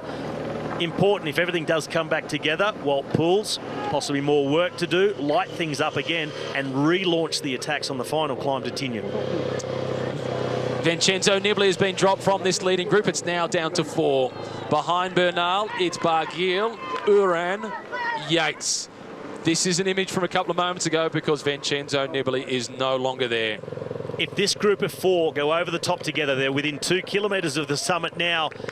Bernal really needs the cooperation, but Yates and Barguil thinking only stage win. Rigoberto Uran, surely he must ride with his countrymen. So much to gain for Uran, being off the front here. Others blowing up behind, he can really improve his position, or does he gamble heavily and just sit on Bernal and go for it all? Well, he knows the answer to that, because he's 9th overall. He's 5:33 behind. So the podium is even a long way away for Rigoberto Uran. Laurens de Plus is holding this gap. 16 seconds. Rigoberto Uran, there's the answer. He won't be working, not because he doesn't want to, because he can't. And Warren Barguil is back to the Barguil of the past. This is impressive. He's climbing now into the top 10 overall. No sign from Uran, but he is now gone. Yates, he is on the tail of the group. And Warren Barguil, the French champion, what a renaissance. Egan Bernal. Just a little check onto the race radar. Nibali now being caught by Laurens de Plus. The gap, or we can see the pink colours, it foreshortens it because that's Rigoberto Uran, and he's just off the back. What's going through the mind of number 1? But the gap's going out. We saw Uran pop, and the gap's gone from 16 to 20 now between the two groups. Julien Alaphilippe now at 1:16. Egan Bernal is closing in, almost virtual leader of this tour. 12 seconds, 11 seconds. That's the gap for Bernal to move from white to yellow. Monte Group Goubert team car there for Guillaume Martin. 2 kilometres to the top of the climb for the chasing group, being led by Laurens de Plus. The signs were there yesterday. They started late. Barguil is now dropped. So the pace of Egan Bernal over the top of the turn of Barguil may be a little bit optimistic from the Frenchman, but he battles on. A little rush of blood. Simon Yates is still just sticking to the wheel of Bernal like glue. Simon Yates, a proven Grand Tour winner already, winning the Vuelta last year. The ideal companion for Egan Bernal. One for the stage, one for the yellow. The question is, will Yates work with him? Wout Poels has just attacked the yellow jersey of Julian Alaphilippe to try and work his way back to Geraint Thomas to support him. And that'll be disheartening for Julian Alaphilippe. Julian Alaphilippe was going into this stage expecting exactly this. He went into yesterday's stage expecting things to unravel like this and be attacked from a long way out. They started pretty late, but they saw the signs they wanted, got confirmation of the correct tactic, and today they've started on time and they're riding him out of yellow, because there it is, 1.5 minutes to Egan Bernal, who is the virtual race leader. The yellow jersey is starting to fray. The yellow jersey is being pulled from the shoulders of Julian Alaphilippe. He's now 2 seconds down. Bernal, virtual race leader of the Tour de France. The Colombians, they've been so close to winning the Tour in the past. Second place finishes with Fabio Parra back in the 1980s. Quintana has been in second. He's been third. Last year, Bernal was the revelation of the race. He's now the virtual race leader, and his teammate, the defending champion, is at 33 seconds. For so long, Laurens de Plus was able to hold that gap at 16. We saw them pop at the front. Uran was gone. Barguil got dropped. And then the gap also opening that second group on the road. Bernal, the man for the high altitude climbs. He called it days ago. I'm ready for this. Yates just threw his water bottle off the bike. Didn't take a mouthful. The psychological, the one that was on his bike, he just got rid of it. He doesn't want any extra weight. All ballast overboard. There'll be soigneurs at the top of the mountain. Take on a fresh bottle, tackle the descent. And if these two can work together, well, Yates, he's in trouble. It was a sign that he was getting desperate. Egan Bernal is now on his own. Yates will keep fighting. He's a good descender. And they're almost at the top. But when it hits you at these altitudes, it hits you fast, it hits you hard. Back. Here's soigneurs at the top. So this shows how close we are to the top. This is where they start to hand jackets, bidons, etc. This is the move by Wout Poels to get away from the yellow jersey and back to Geraint Thomas. Well, look at the differential there. 8 kilometres an hour faster as he tries to jump across, but it's a long way across. At that point, it was 1:16 to the group of Alaphilippe to the front, and it was 40 seconds to the group of Thomas. This is at the 1 kilometre marker from the top of the climb. Just inside a kilometre still to climb for Egan Bernal. There's Yates, keeps on fighting. In the background, we're hearing race radio. Alaphilippe is on his own. Poels has gone. Alaphilippe has dropped the rest. He continues his chase, and he's never looked forward to a descent more than this one off the Col d'Isère. 2,770 metres above sea level, 1 kilometre to the top for the chasing group, still led by Laurens de Plus. Well, when does Kruijswijk come out of his shell? There's no panic. They're banking on Bernal being by himself through the Valley Road, and then they can work together, completely isolated in every sense of the word, but still fighting bravely. This is everything that's in the tank for Julian Alaphilippe. Well, you can see the last drops in the tank are hanging from the chin for Julian Alaphilippe. The yellow dream at the moment looks to be coming to an end. Don't count him out yet. But it's yellow that Bernal is getting his hands onto. He's now the virtual race leader, and he's the virtual race leader by 17 seconds. He started in second place overall, 5 seconds in front of Geraint Thomas, mind you, in third. And you can just imagine the scenes in Colombia. People gathered around big screens and TVs to watch the exploits of this young man in the white jersey, best young rider of the Tour. Forget best young rider, best rider. He is the best rider at the moment. And he is in pain. Absolutely. Head wobbling on the shoulders. This is self-inflicted, but it is worth it. Egan Bernal is on his way to a historic moment in Colombian and world cycling. Rigoberto Urán now. He's about to be caught by the Deplouse-led group as Mikel Landa behind them is fighting his way back. Vincenzo Nibali on the back of this group behind Bookman. In front of him, Geraint Thomas, #1 defending champion. Kruijswijk still content to sit behind Laurens de Plus. What a good buy he has been for Jumbo-Visma. Julian Alaphilippe. Ironically, formerly of the Koenig Quick-Step. Last year, he was a teammate of Alaphilippe. Almost at the top. This is the souvenir Henri de Grange, but it's the souvenir maillot jaune that he wants in Paris. That is the focus for Bernal. 40 seconds to the group, Thomas. It was more like a minute 40-something to Julian Alaphilippe and growing. Well, there it is, 1:56, in fact, top of the screen now to Julian Alaphilippe. Souvenir Henri de Grange across the highest peak of the Tour de France. Appropriately, it is the brilliant Colombian climber, Egan Bernal. 2,770 metres above sea level. Landa fights his way back to the group containing Geraint Thomas. Also in the group is Bookman, who's now up to 5th place overall. Kruijswijk getting organised, so too Deplouse. Thomas just avoiding the hand of the Soigneur from Jumbo-Visma. These are desperate moments for the Dutch outfits. Deplouse has got himself the position, the title of the best Belgian climber. Far and away. The question over the top here, who does what? It's the vest on for Steven Kruijswijk. He knows these roads. His training camp, his altitude camps were all based around here. He spent more than 10 days in this region, multiple times doing today's key climbs. Over the top they go, and the gap is 55 seconds. And the big question is, who does what? Do they all just sit on and let Jumbo-Visma do the work? They can't afford to. And Landa wants to go through to the front. Landa straight through. Business-like. That's smart by Mikel Landa. Can't afford to wait around because Bernal's not waiting for them.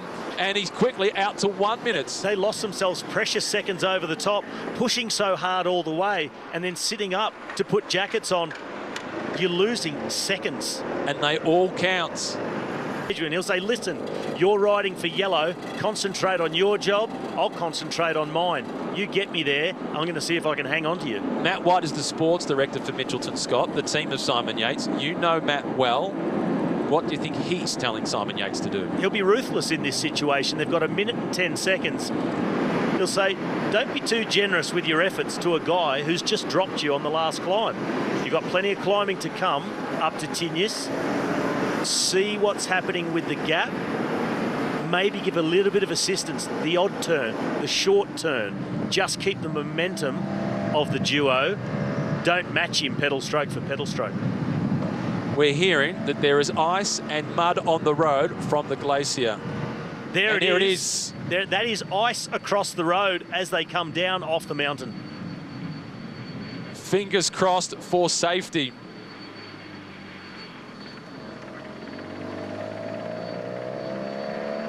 Well, this is not far away from where the riders are right now.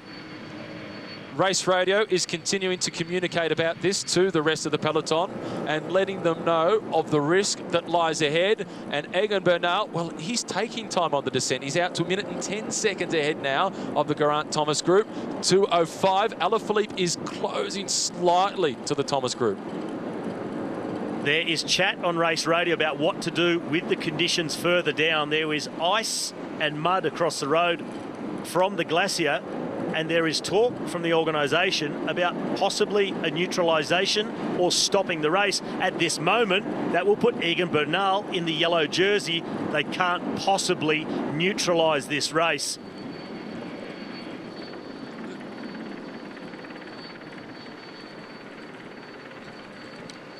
That is the storm that has ripped through here. Yesterday it was rain at these altitudes. That has turned to ice and snow. This is extraordinary. The Tour de France, it always throws up surprises. This is one of the biggest as they're snow ploughing to try and clear the road. Phenomenal. Racer organisers down on motorbikes. Vehicles everywhere trying to get more information through. The yellow jersey continues to fight. Well, this is a further 10 kilometres. What to do? They're trying to clear that ice from the road. 5 kilometres away from Bernal. And well, it's on the way down. They need to make a quick decision.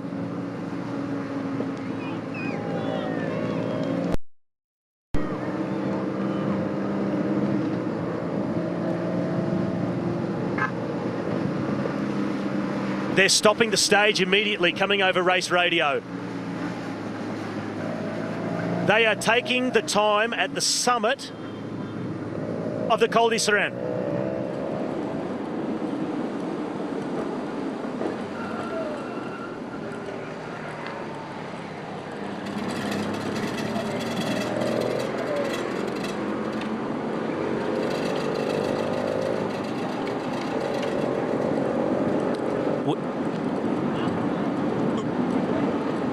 Race radio, Robbie and I have stopped talking because we've been tuning into race radio. They have just informed all of the teams. Christian Prudhomme is now on race radio saying they are stopping the stage and giving all the time gaps from the top of that climb that they just went over the top of, the summit of the Col d'Isere. And that puts Egan Bernal into the yellow jersey and it makes him the stage winner. The stage is being abandoned. The message not yet through to Egan Bernal. They have said, team directors, tell your riders, the stage is being stopped. The result taken on top of the Col d'Isere. The gap at that point puts Bernal in yellow. And I've never seen anything like it. And the riders still do not know. You could see Yates and Bernal, they were on the communication, just getting the news from the team. Now the police have come through. Alaphilippe knows. And he's disappointed because he saw an opportunity perhaps to get back in contention and save the yellow jersey. That's how he's reading it. Yates is not happy. He wants to keep racing. And so too does Bernal. Had he known the finish was on top of the Isere, different result. If they'd both known, I say no. No. If they'd both known, no. Now they know. Incredible scenes here. They're riding on dry roads. The riders will not yet understand why they have taken this decision. A little bit further down, they'll come to realise very well why. Well, the conditions for them, they seem fine. They don't even have rain jackets on. This is incredible, unprecedented. This is why it's for safety reasons. It's still snowing. You see the snow plough here at the moment, and there was still snow blowing through. Arguments, disagreements. Uran saying, I don't care what you say, I'm going to keep racing. The decision has been made. Yeah, Rigoberto Uran, though, smartly, he wants to make sure he's making, as he's arguing now with Vincenzo Nibali, I think Vincenzo's trying to communicate to Rigoberto what's happening. Rigoberto's not buying it, and he wants to get on with the race. And Vincenzo, well, he's taken offence to it. Here's Christian Prudhomme coming forward. They still have no idea of the conditions ahead of them. He's now explaining. The stage has finished. There's absolutely incredible scenes. But the riders will eventually, when they get there and they see, or they see the pictures and know what they were going to be confronted with. And it's happened really low down. They are at the bottom of the major part of the descent. They're about to come in onto the valley road down into Val d'Isere. The conditions here at the finish line, which is higher in altitude to where that snow is, are fine. The conditions are perfectly fine here at the finish line. Well, this will be discussed for days, weeks, months and years. Forever in the history of cycling.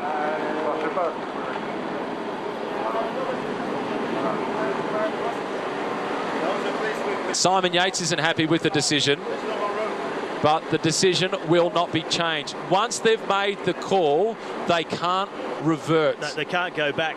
The only other option was the possibility of neutralising through that section, as they applying the time gaps that were on top of the mountain. And they've done this before in Milan San Remo a few years ago because of the snow. Does change the face of the race, though. If someone can then get to a certain spot and then start with the time gap that was there, but they've had time to freshen up, restart the chase, get organised within a group. There's no other road, but Can't do it. at Milan San Remo when it happened, they put the riders in the buses to get through the section of the snow and the risk. Well, unfortunately, this is a huge anticlimax for the stage. And you can see the confusion within this group. They're all asking the question, what is happening? The white jersey, number 2, Egan Bernal, is the new leader of the Tour de France with 1 day remaining in the Alps. Stage winner and yellow jersey. That was a big smile on his face. Not the way he wanted it. Still a bit confused, and certainly not the way he would have wanted it. But out of his control. But he has done exactly what he needed to do right up until the point where that decision was made. So the stage is not Saint-Jean-de-Maurienne to Tignes, it's Saint-Jean-de-Maurienne to the Col d'Iseran. I think in the interest of rider safety and the amount of ice and snow that was on that section, you would rather make the wrong call that is cautious than the wrong call that is over-ambitious when safety is at stake. and they're not down there yet. It's around the tunnels. It's just below Tignes, along the edges of the lake down here. As one I spoke about earlier, they're dark tunnels. Then you come out, it was already wet. That you can deal with. These guys haven't seen the images. They're at a complete loss. And it has been quite warm here today. It's feasible that by the time they get there, it's just turned to water. And Alejandro Valverde, he just wants to make sure. He wants to go back across to the group that includes Geraint Thomas. And now, Alaphilippe to have the conversation with one of the race vehicles. And he will be complaining, I haven't had a chance to defend my jersey. I was riding my tempo. I was relying on coming back on the descent, fighting on the last climb. Of course, this is out of the control of the race organisation. Course is stopped. Times will be taken from the summit of the Col d'Iseran. Geraint Thomas also doesn't get his chance to take advantage of the work of the riders in the group with him, and then try to attack out of that and see if he could still win the Tour de France.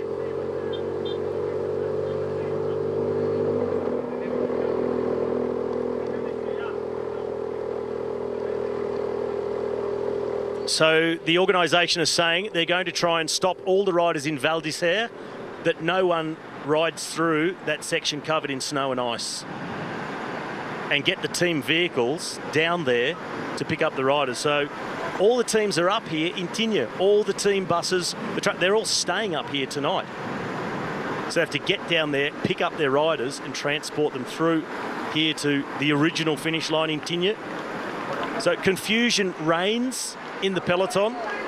Many riders starting to understand and come to grips with what this means for their race. There's Richie Porte. I like the rainbow jersey, the black rain jacket of Alejandro Valverde. Style. Still no sign here now. Wet roads. These were the two leaders at the top of the climb. They are now into Val d'Isère. This is where the storm has ripped through, and at the moment they'll still be thinking to themselves, it's only water. What on earth is going on? 1 week ago, the concern was about snow at the top of the Col d'Iseran. It was fine. It was clear up there. It's 700 metres lower down in terms of altitude where the snow is causing the problem. And at the moment, the chasing group a minute behind. They are still on absolutely dry roads. So that storm has just hit the valley in Val d'Isère, and it's further down towards Tignes that it has then dumped snow and ice. It's still fine here at the finish line. Well done to Christian Prudhomme and his team from the organisation of the Tour de France, along with the UCI commissaires. Look at the flow of icy water coming across the road. They have made the right decision. A brave decision, but yes, the right decision. And that's the man that made the call, Christian Prudhomme, the one with all the pressure on his shoulders. There's Nicola Portal with the cap on backwards. He's the sports director for Ineos, and things have gone well for the team. We need to go back to the top of the climb and start to get the time gaps as they did go over the top. It was something around 2 minutes to Julian Alaphilippe. The gap between at the top of the climb, the gap was roughly from Bernal to the Thomas group of 1:09, and from Bernal to the Alaphilippe group around 2:03. They're our guesstimates. It's not science. We'll wait for confirmation, but that's roughly what it was at that point. Look at this. Really important to show these pictures. It'll be really important to show these pictures to the riders involved and those thinking they're hard done by with this decision. And Rigoberto Urán, I'm trying to interpret that. Sarcasm. Yeah, it was. That's what I thought. But Simon Yates was one of the ones complaining. Right, if he sees this, when he sees this, he might go back to Christian Prudhomme and go from abuse to a handshake and thank you. I still think, nonetheless, he'll see this and say, okay, I get it.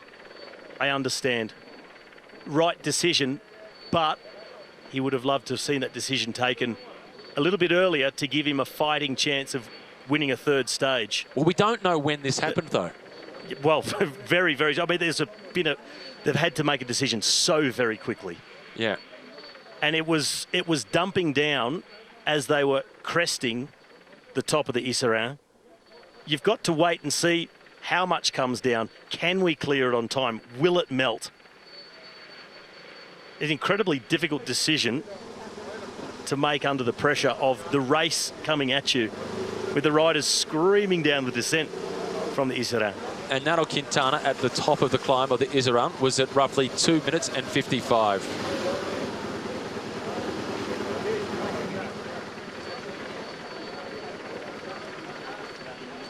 So the time gaps given at the top of the climb between Bernal and his rivals, it was 55 seconds. That was to the Thomas group.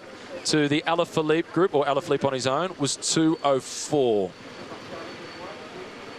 That's based on the TV pictures. That's to be firmed by the race commissaires. So that puts Bernal 1 minute in front of Geraint Thomas in the race for the yellow jersey. 34 seconds ahead of Julian Alaphilippe in the race for yellow as well. So at the moment, based on our calculations, the general classification is Egan Bernal first. Second, Alaphilippe at 34 seconds. Third, Geraint Thomas at 1 minute. And let's not forget Buchmann and Kruijswijk still inside the top 5. Alaphilippe bitterly disappointed. You know what this has done? This has kept Julian Alaphilippe in the race to win the Tour de France. If they had kept this going, this GC would have been completely blown apart. It has served to keep things tight at the top. Those gaps would have been much bigger. Dowsett, I should say, Dubrucha and Alex Dowsett, they're in real danger of being outside the time delay if the stage continued. What happens to the time delay? Well, they're in real danger now because the stage has been shortened. Do they apply the time delay? So many questions. So few answers. Why does this keep on happening? This is incredible. Looking outside our window of our commentary booth here, we're at 50 metres from what was supposed to be the finish line. Dumbfounded looks. Confusion reigns. Complete confusion amongst the spectators. Complete confusion within the media compound. So all the television networks, they've got another hour or so where they're figuring, well, we're going to be covering this stage of the tour, through to the podium presentations, the yellow jersey, etc. They're trying to work out what they do now. And what happens with the presentation? They'll have to do the presentation up here. They'll get Egan Bernal into a car and get him up here pronto. The rest of the jersey wearers, your guess is as good as mine. Could be a late night post-stage presentation here in Tignes. Wow. You've got a feel for the organisers locally up here in Tignes as well. Who've invested so much in the race.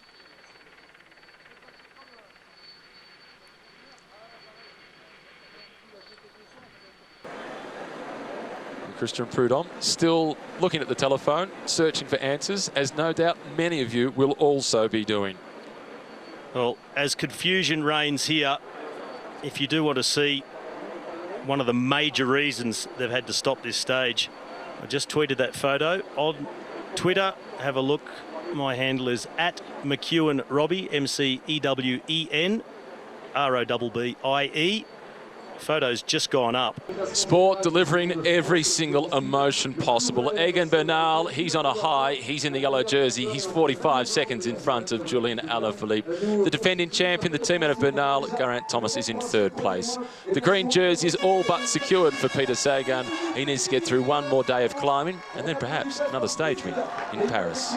King of the Mounts classification, it's not done with yet, but it's the Frenchman Romain Bardet who sits at the top of the table. And the white jersey that also belongs to Egan Bernal with a commanding lead ahead of David Gaudu. This is all that remains in the race for yellow in the Alps, and who knows, this race might come down to Paris. It starts in Albertville, it goes through to Val Thorens, 130 kilometres, and the final climb is 33.4 k's long to an altitude of 2,365 metres, and it will be the Colombian Egan Bernal in yellow. The Tour de France, it isn't simply man against man, it's man versus Mother Nature. And yesterday, on a dramatic 19th stage of the Tour de France, Mother Nature had her say. But it is a Colombian who has assumed the overall race lead as Egan Bernal has moved into the Maillot Jaune ahead of the Frenchman Julian Alaphilippe with one more big day of climbing to come.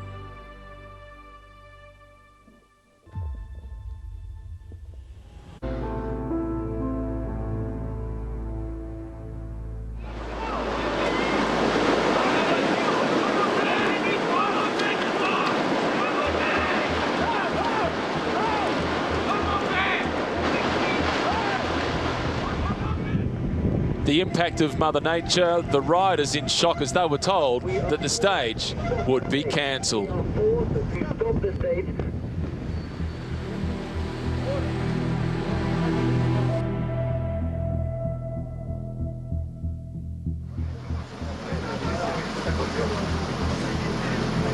But the time gaps, they were taken at the top of the previous climb. What counts for us is security. The times were taken manually at Col d'Iseran, and that's why there's the general classification. Differences have been made in sporting terms on the Iseran, and then we tried to warn the riders as quickly as possible. Naturally enough, they couldn't understand. They were putting the effort in and couldn't understand even more so because it was localized. Sending them into danger was something we couldn't do. The frustration was evident. Alaphilippe had lost the yellow jersey. Egan Bernal had moved into the lead. But once they'd all seen the images, then they understood. The Colombians were celebrating, and it was an emotional moment as Egan Bernal hugged his dad.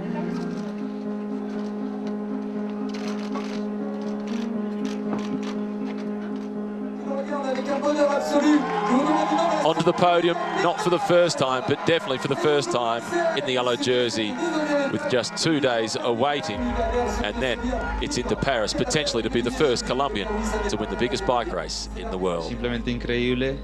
Oh, it is simply amazing. I think it's something that I've been dreaming of.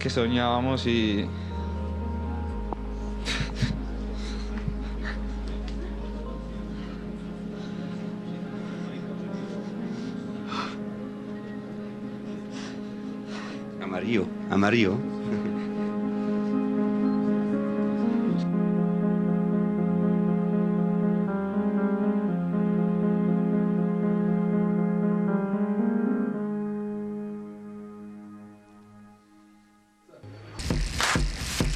Stage 20, and it is an abbreviated course. It was meant to be 130 kilometres. It's been reduced to just 59 kilometres. They start in Albertville, go direct to the climb itself, and here is a look at the topography that they will be confronted with. It's a climb of 33 kilometres. It goes in 3 sections. It starts with brutal ramps. There's a little bit of respite in the middle. It kicks up once again. There's another slight backing off before they reach the finish line at 2,300 metres above sea level. Hello and welcome to the final big battle for the yellow jersey. Places on the podium also at stake. Top 10, well, that's to be decided as well. This is the final day in the Alps before the race heads to Paris. Matthew Keenan with you, joined by Robbie McEwen. And Robbie, in all your years covering the Tour de France, yesterday will be one of the ones that will stick in your memory, I imagine, forever. In the few short years, about 6 that I've been covering the Tour, and certainly out of the 12 that I rode, that will be a day that will really stick in the memory. It was just incredible scenes to witness what happened, but when we come down to it, the right decision was made. It was correct on behalf of the riders' safety, and I think the way they handled it, where they took the time measurements on the top of the Col de l'Isère, was also the right thing to do. The race was exploding, and it wasn't an if Julian Alaphilippe hadn't made his move yet. I think for Julian Alaphilippe, it was actually only going to get worse. Under these circumstances, he is still in the game. We see a new yellow jersey for the first time in almost 2 weeks. But it's not game over yet. It's not. The advantage is just 45 seconds ahead of Julian Alaphilippe, but it's not game over for Julian Alaphilippe in terms of even having a spot on the podium inside the top 3.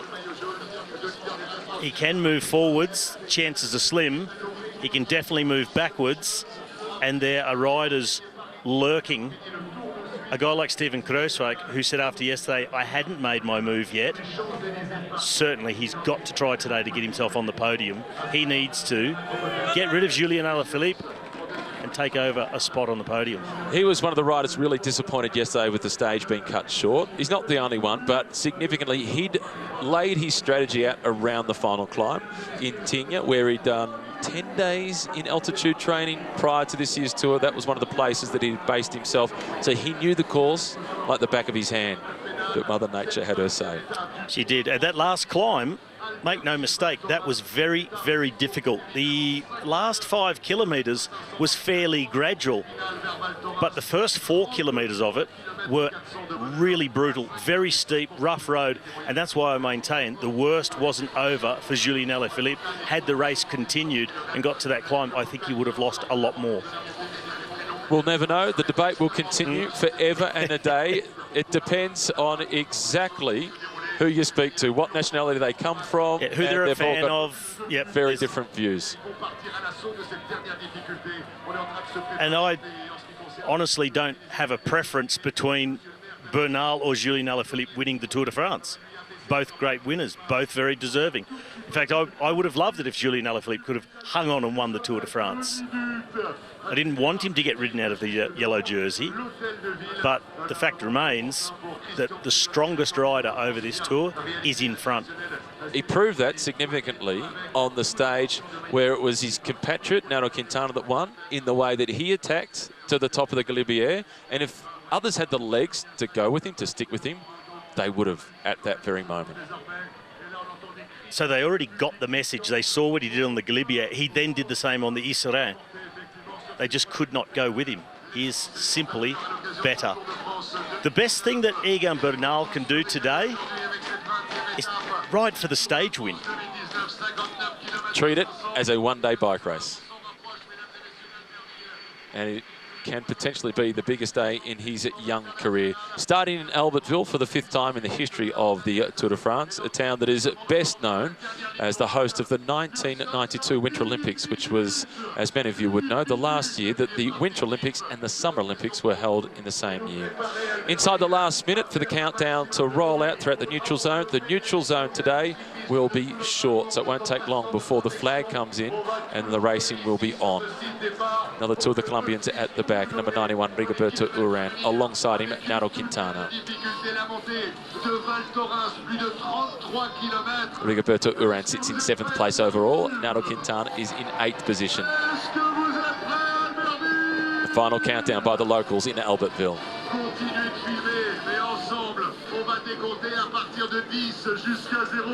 Pour envelopper d'abord les meilleurs coureurs cyclistes de la planète Terre qui sont sur vos routes, qui sont sur nos routes.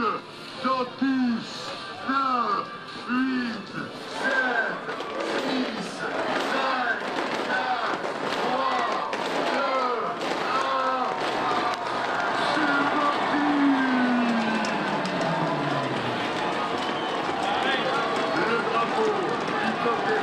They're rolling out into the neutral zone. It's just 3 kilometres today, the neutral zone. 24 degrees in Albertville hosting the stage start. 18 degrees at the finish line, but the clouds have opened a few times already throughout the morning. Some significant rainfalls. The good news is that there's no descending on the stage today. So safety being the primary concern of the riders and everybody involved in the race, including the spectators. The race organisers didn't want to put the spectators up on the Colmé de Roselong, where there was a landslide last night, and it is impassable. So they've made the right decision. The race continues. Yep, the heavy machinery is up there on the Colmé de Roselong. Will not be used today. You can see how optimistic the riders are as they roll off the start. Short sleeves, no jackets, and reports are down there. It's been quite nice for most of the morning. We're up here on the mountain. We had an early storm roll through. It cleared fairly quickly, and we were optimistic. And then the next storm rolled in and lasted for more than an hour. It dumped fresh snow on the highest peaks around Val Thorens. There was hail. There was so much water running down the road. You could have whitewater rafted down the course. And I'd like to give a shout out to my local club, the Gold Coast Cycling Club, and everybody who has entered the Darren Smith Classic, which takes place tomorrow. So they've been running for a lot of years. There's some big names on the trophy throughout its history. And I just want to wish everybody the best, and also Darren's family, his mum and dad, Jane and Dennis, and his brother Adrian, and everybody who's been involved in putting the race on and keeping Darren's legacy alive through the running of the race, and for everyone who's supporting us. So good luck to everybody. Thanks for coming. I wish you a really safe and successful race tomorrow in the Darren Smith Classic on the Gold Coast. We wish them all the best, and I echo Robbie's sentiments, and no doubt many of you who are watching the coverage have also been touched by tragedies in the sport. Our thoughts are with you as well. And it was throughout the Tour de France back in 2005 where Amy Gillett, previously Amy Safe, was tragically killed whilst training with the Australian national team at a race in Germany, in preparation for a race in Germany. 6 riders off the front, a group of 6 riders trying to go across. The gap is just 30 seconds. Here are our 6 leaders. Magnus Cort Nielsen from the Astana team. He's got a teammate trying to come across. This is Dylan Teuns, who's already won a stage, back on stage 6 to La Planche de Belleville, and so much has happened. And now Nairo Quintana back with the team car is a lot better than seeing him back with the race doctor. Is that just an issue perhaps with the race radio that he's trying to sort out? Hard to work out from that angle. Can't see quite what they're playing about with there, but doesn't look like it's anything serious. Maybe just a communication issue with the race radio. He's had some communication issues throughout the race. Well, there have been communication issues. Maybe not so much communication issues, but just being on the same wavelength. Yeah. It wasn't because of a technical fault. They seem much more united now. In the opening, we heard from Christian Prudhomme, but the man that designs the course each year is Thierry Gouvenou, former professional cyclist, and he has also spoken about the drama of yesterday and also the course changes of today. Let's now hear from Thierry Gouvenou.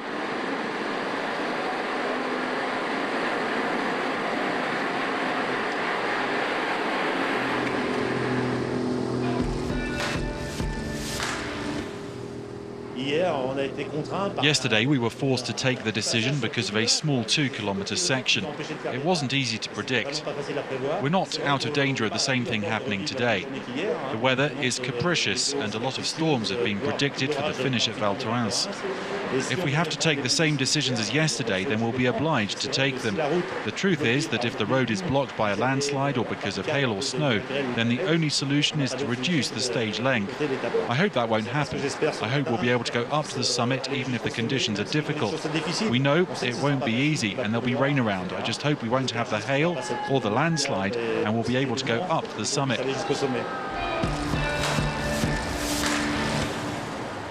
Must have been incredibly stressful for Thierry Gouvenou, Christian Prudhomme, the UCI representatives as well, to make the decision on today's stage where they had just a little bit more time to think about it, and they've gone with a strategy that ensures there's no descending and it should be safe all the way through to the finish. I think it will be safe, and the sun's even coming out as Elia Viviani, Robbie, is in the breakaway. Gets himself in the break, does a few turns.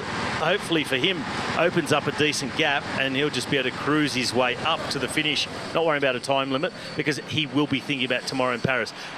What's the role? There's really nothing he can do, surely. What's the role he could do for Julian Alaphilippe other than have a fresh bidon and an extra carbohydrate gel or something along those lines to hand over to him when he comes flying past? Because as good as Viviani is, he won't be climbing with Alaphilippe once they get to Val Thorens. The gap won't be very big when they get to the bottom of the climb. The good climbers in this group will push on and drop Elia Viviani, which means the peloton will be coming at him pretty soon. That means Julian Alaphilippe will have to attack very early on the climb to make any use of Elia Viviani to set some pace, even for a short distance. And then Team Ineos would just wind him back in if he goes so far from the finish. So, no. He's out here just to save his legs for tomorrow, easily within the time limit. And there's Bonifacio, the sprinter that we spoke about earlier on, in a similar position, sitting in second last wheel. In terms of this group of riders, these are the second group of riders on the road. The best placed overall is Sebastian Reichenbach, the Swiss national champion, and he's at 40 minutes and 45 seconds behind. And from that front group of 6 riders, well, the best place is Dylan Teuns, who's at 1 hour and 40 minutes behind. So thus far, for Ineos, it's all playing into their hands.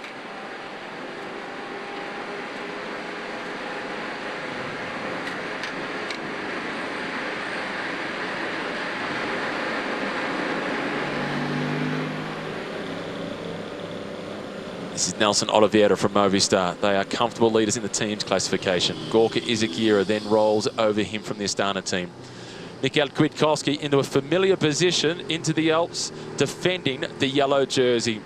And for the Ineos team, formerly known as Team Sky, if Egan Bernal does win this race, and he's in the prime position to do so, that will make it 4 different winners from the same team since 2012. That is extraordinary. Number 81 at the back of the peloton. Here's Steven Kruijswijk, just getting a few adjustments done before the business end of the stage for him. Hearing from some of the debutants of this year's Tour de France, Robbie, does it take you back to your in 1997? It does. You're coming in, although you're experienced in racing a bike and have done hundreds, if not thousands of races, your first Tour de France is something completely new. And I can understand the trepidation, the excitement, the nervousness. This is the second group on the road with Viviani at the rear of the group. They're just 14 seconds away from catching the 6 leaders. When you made that first appearance in 1997, did you ever think that would lead to being inducted into the Australian Sports Hall?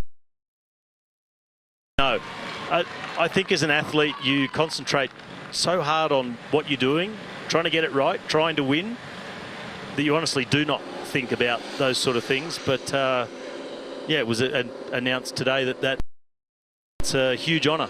So congratulations to Robbie McEwen. Championships, multiple Olympic Games, the list goes on. More than 100 and how many professional victories? I'm not sure what the Lots. official is. I don't know. Congratulations. 40 kilometres to go. They're not too far away from hitting the base of the climb.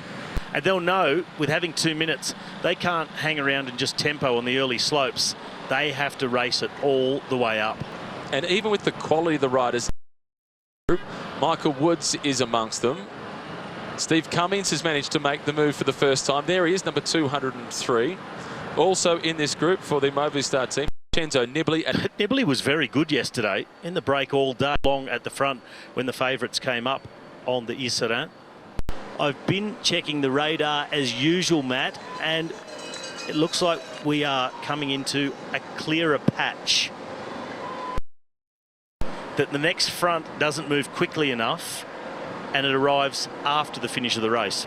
Let's hope that that is the case. This is Mikel Kwiatkowski, the former world champion, protecting the man that last year was the young sensation of the race. This year is simply the sensation of the race. Number 2, Egan Bernal. Started the race as the second youngest rider in this year's Tour. I'll be very surprised if anyone can ride him out of the yellow jersey. Tim Wellens and Thomas De Gendt trying to go across to the breakaway at 2 minutes and 14 seconds. Tim Wellens in the King of the Mountains classification is currently in second place, 12 points behind Romain Bardet. So keep the pace on now to stop them swarming from behind. Job done, both by Ineos on first. Don't mess with the sprint lead-out man when it comes to position. And we probably won't see much more of him until tomorrow, 500 metres of the stage. But he has played his role and he's played it well. And you're right, don't mess with the sprinter if you're a climber and you're coming into a hairpin turn like that one. As this is Janssen, followed by Tønnesen. Two of the lead-out riders in the sprint for Dylan Groenewegen, doing exactly what Jumbo-Visma needs to do. They need to wear down Julian Alaphilippe, make it as hard as possible for the entire climb to the attack, the pure climber, Kruijswijk, and he will be also riding on frustration after yesterday because he hadn't yet made his move. More riders being distanced at the back of the race. 1-4-2. This is Nikias Arndt from Sunweb. Ivan Garcia Cortina from Bahrain Merida as his teammate. The first yellow jersey is the rider who is setting the tempo. That is Mike Tønnesen at the head of the peloton. What is left will be thrown onto the road to this is Thomas De Gendt, just 33 seconds in front of the yellow jersey group. I think the rest will catch Thomas De Gendt. Yeah, that job though that was done by Janssen, that's all he had, but he gave what he had. Really important. That is Mosk on at number 5. He rode to the foot of the climb along with Michał Kwiatkowski. You would have expected him to maybe last in this tour. Also tells us how quick the tempo is that's been set by Jumbo-Visma. 1:68 from doing the work for De Gendt is already off in the distance. That was Michael Matthews. This is Michał Kwiatkowski, another important rider for Ineos. So the two riders who set the pace to the foot of the climb for Ineos, they are both gone. So it will be over now to Castroviejo. But at the moment, they just have to sit in and bide their time because it's Jumbo-Visma who are the aggressors at the moment. It's trying to come across to our leading two of Zakarin and Vincenzo Nibali. Zakarin at the front, Vincenzo Nibali in second position. 30 kilometres remaining on the stage. In fact, just a little bit less than that. Zakarin looks across. Nibali tries to come through. He's offering what he has. Peter Sagan, the green jersey. He will win the green jersey tomorrow for the 7th time in his ball. The only break in that run of green jerseys was when he was excluded from the Tour along with Mark Cavendish a couple of years ago, 3 years ago now. The climbing Kiwi, George Bennett now on the front, followed by De Plus. It's then last weekend was the 29th edition of L'Etape du Tour de France, where more than 12,500 cyclists rode on these roads. The stage that the 12,500 recreational cyclists took to last weekend was the stage that this one was meant to be. There was lots of climbing, and the winning time in the men's race was 4 hours and 47 minutes. For the women, it was Edwige Pittel that won the stage in 5 hours and 25 minutes. Former professional cyclist, one of the stars of French cycling throughout her career. This is an event that you can do in many of places around the world. They have them in Brazil. There's one in Australia as well, L'Etape Australia, and Wales, they also host one. Back to the race, Bennett on the front. So continuing what they started from the bottom of this climb, Jumbo-Visma drops off the rain vest. Well, it's been unnecessary, and the weather forecast updated now says it should stay dry until the finish. Just off the back of the group, no reason to really push himself. And how about trying to put another sheen on that green jersey and win the stage in Paris tomorrow? It's a whole different kind of sprint once you've got your way through the mountains as a pure sprinter. And he's going to have some very fast men to contend with. Viviani, Ewan and Groenewegen. And the question is, are they more depleted than Peter Sagan? Has he got a bit more gas in the tank? And will his pure grunt be able to overcome the high-octane sprinters who suffer more in the mountain? But the race does not end with this climb today. It does for the yellow jersey, in effect. Don't expect any changes tomorrow. There's always that question, why can't there be a race on the final stage? But, Robbie, for a sprinter, it's the most stressful day of the Tour. Maybe the second most stressful. The first one for the sprinters would be the most stressful, I'd imagine. There is a race on the last day. Yes, they cruise into Paris. They race so fast on the Champs-Élysées. It may look like the group is just all together. You put yourself in amongst there and you'll find out what real suffering is. It's a very hard drag uphill to the Arc de Triomphe, and then it is so quick down the other side. It's really rough on the cobbles of the Champs-Élysées. It is absolutely a race. It's no procession on the Champs. In the meantime, it is the battle to the top of Val Thorens. This is remnants of the breakaway. Daryl Impey being distanced. So too Magnus Cort. Jerry Roscott was in there in the orange colours for CCC. This is Reichenbach, who's trying to ride across to the leaders. He now finds himself on his own. The Swiss national champion, Pierre-Luc Perrichon, who was the first to go at the base of the climb. He's just been distanced with the increasing of the tempo. This is one of the hairpin corners that you spoke about earlier. Rough road surface, and it is very narrow. Well, this is that steep section early on the climb. We had said the early part of the climb is quite difficult. Then it eases off. It's a lot more gradual through the middle section. It's the last. Jumbo-Visma are using this section to try and deaden the legs of Julien Alaphilippe. See if Kruijswijk can then offload him later. So it's the first about 6 kilometres that are quite tough. Number 167, this is Maxime Montfort from Soudal Lotto. 74 that you can see from the Astana team, that's Hugo Houle. 132, there's Julien Bernard. He's been very active in the breakaways for the Trek Segafredo team. Team that sits in second place in that classification, the team's classification. Wout Poels is dangling towards the back of the group. This is Anthony Turgis. He, along with Pierre-Luc Perrichon, were the two to start the action from the breakaway group at the base of the climb. Bennett still applying the pressure, trying to put Julien Alaphilippe to the sword for the second day running. Aiming for a spot on the podium for Steven Kruijswijk. 9-1, under pressure at the back. That is Guillaume Martin. He starts the day in 12th position overall. Jasper Stuyven has only just been dropped by the main peloton of the yellow jersey. Really strong tour, Jasper Stuyven. Third in Epernay on stage 3. And just keeps on keeping on all the way through the tour. A number of top 10s in with steep kicks up to the line. The flat out bunch sprints he's been up there. He's tried so hard. He's ridden a really good tour, and always tough to win a stage in the tour when you're not a real specialist of either climbing or sprinting. He's stuck in the middle. A bit of snow fell at about 11:30 this morning as we left the dormitory position, not to start work already 3 hours before the race, but to come down and have some nice lunch. It was hammering down with rain, and on the highest peaks just above Val Thorens there was fresh snow. And here's a look at some of the higher peaks. And we're not too far away from Mont Blanc, the highest peak in Europe.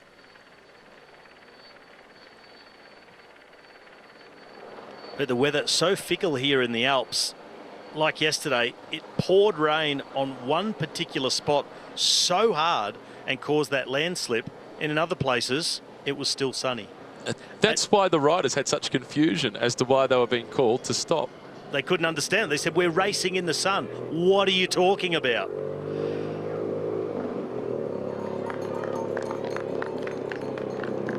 And even initially on the coverage yesterday, we just saw the ice, snow on the road and thought, okay, dangerous, slippery conditions. What we didn't see on the TV pictures, what we then saw later, was that landslip of ice and mud coming down across the road. It came from Norwegian TV. Former pro Dag Otto Lauritsen had gone to that spot to do a stand-up piece to camera and then told to run for his life by his cameraman as the ice and mud slid across the road and covered it, put it at 70 or 80 centimetres deep. It was incredible. The man that was in the yellow jersey at the start of the stage yesterday, that was Julien Alaphilippe. He now finds himself in second position overall, back in team kit. Let's now hear from the star Frenchman, Julien Alaphilippe.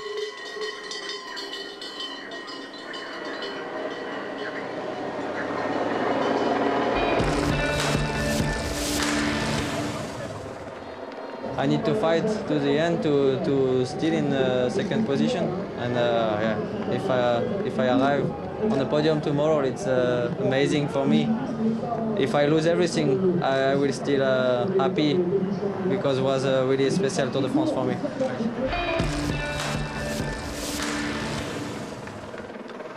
And he does have a fight on his hands. He's like the middle child, fighting in both directions.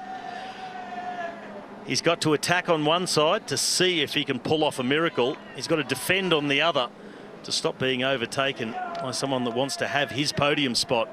He's in second at the moment, but hovering right behind Geraint Thomas and Steven Kruijswijk, determined to ride him out of the wheel. Elia Viviani is now sat up, and he is thinking about tomorrow and the Champs-Élysées.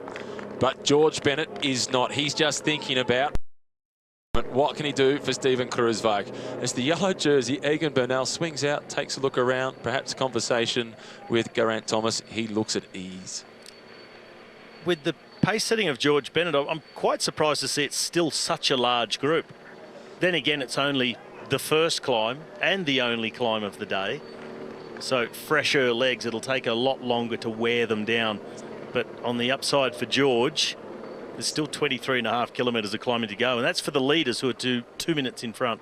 So he can't ride full gas at this point yet, George Bennett. He's working out how far he needs to get up the climb and what's the fastest he can do from point A to point B. His finish line is not at the finish of the stage. They've worked out where they need him to still stay on the front from, and he'll get to that point empty.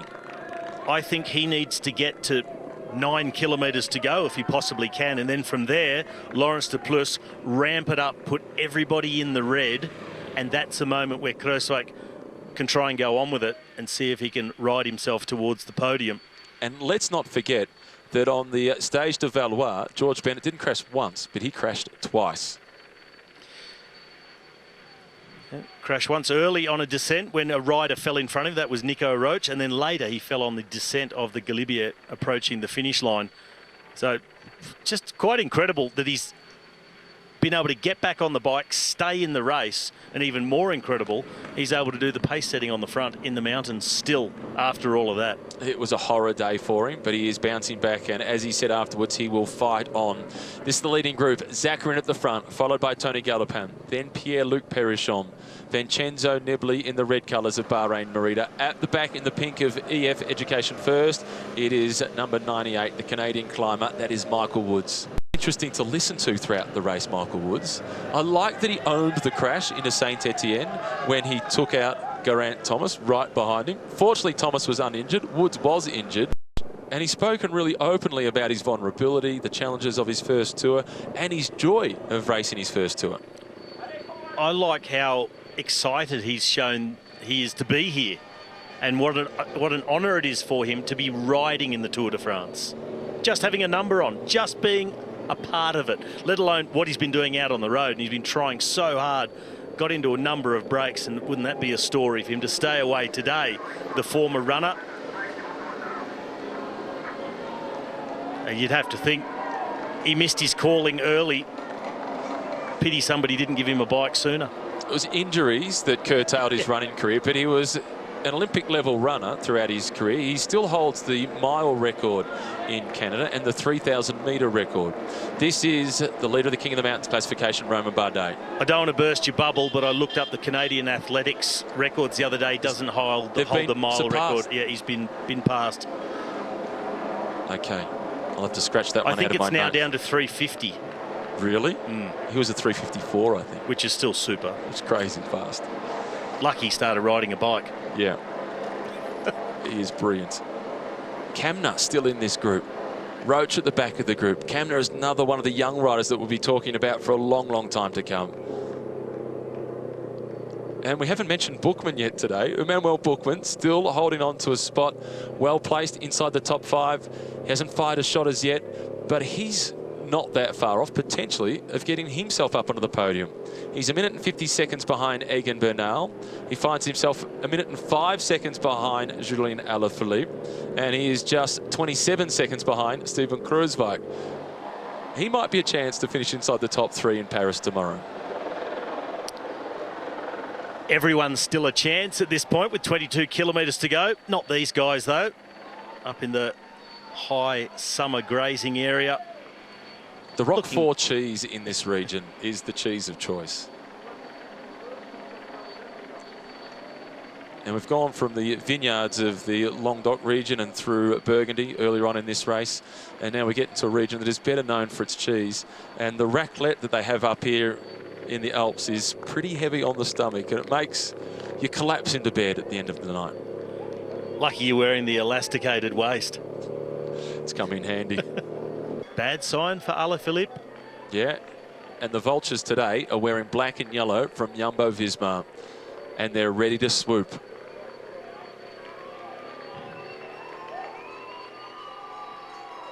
It would be fitting for Alaphilippe to survive and stay on the podium. There's George Bennett. He had one last effort left in him. A round of applause, no doubt, all the way across New Zealand for George Bennett. He has been brilliant right throughout the tour. Take your mind back to day one in Brussels. Bennett was on the front, leading the peloton, chasing the breakaway, so his teammate, Mike Turnison, could eventually win the stage. Yeah, he's been incredibly active throughout this tour. Also leading your media medal standings, George Bennett. He's always good for a quote, tough as nails. He's ridden a fantastic tour, and now it's up to his teammate, the Belgian Laurens de Plus, to push the pace for Steven Kruijswijk. Kruijswijk down to one man with 18 kilometres to go. Surely de Plus will be asked to try and get through at least the next 9 kilometres. He's up the tempo. That's Maxime Bouet in the white colours that they've just caught. He was in the earlier breakaway. We're not going to do the Tour Media Medal votes today. We'll do a double dose tomorrow because there's too much racing. There's too much at stake. There's just 18.1 kilometres left to climb. 1 kilometre to go at 7%, and then it eases right off. 3 kilometres at an average of 2.5%. So the speed will go up. Not an ideal place for de Plus to already have to be setting tempo on the front, giving an easy sit to Julian Alaphilippe. Maybe they'll just ease off, save the legs a little bit, and then punch it up the next piece after the flat section. It'll be another 3 kilometres at 7% before another 2 kilometre break. He is doing some damage, though, as they make their way through the little village of Saint-Martin-de-Belleville. We've seen a few riders getting dropped. This is further up the road with Omar Fraulet, but being dropped, Dylan van Baarle from Ineos. Romain Bardet looked in difficulty at the back of the group, as Omar Fraulet is bridging across to the leading group of 5. He was in the original breakaway group of 29 riders, but has just ridden his own tempo. Well, it's the best way if you're not a pure climber at the moment. This looks like he's giving it absolutely everything to get onto these guys before they hit that little easier section. Then he can stay on the back and get a sit when the gradient is a lot lower. No stain on the back for Guillaume Martin, 12th overall. That is De Gendt that is just behind him.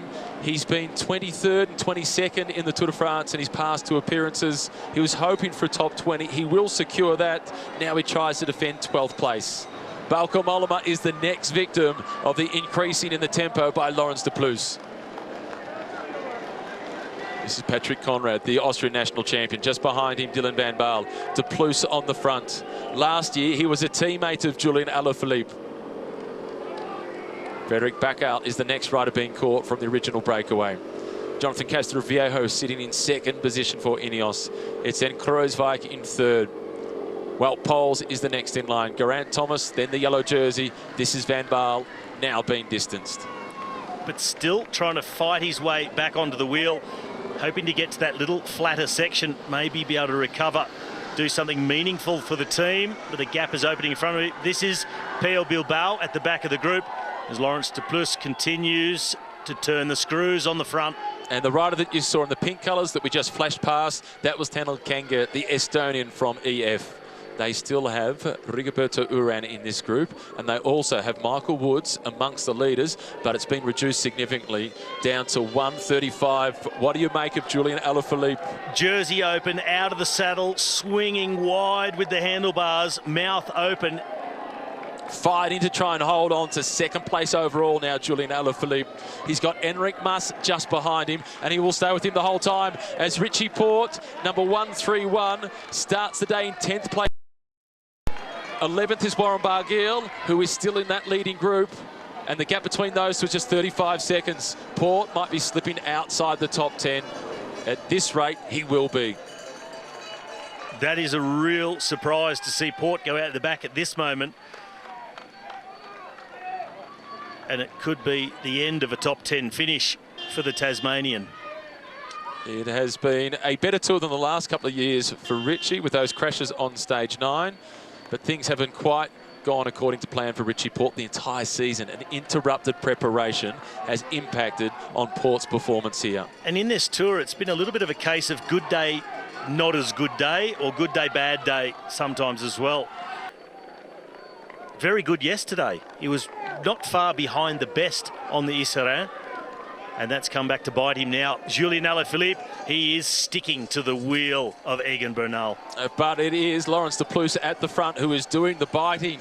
He is really upping the tempo. That group is strung out significantly. Yates is still there.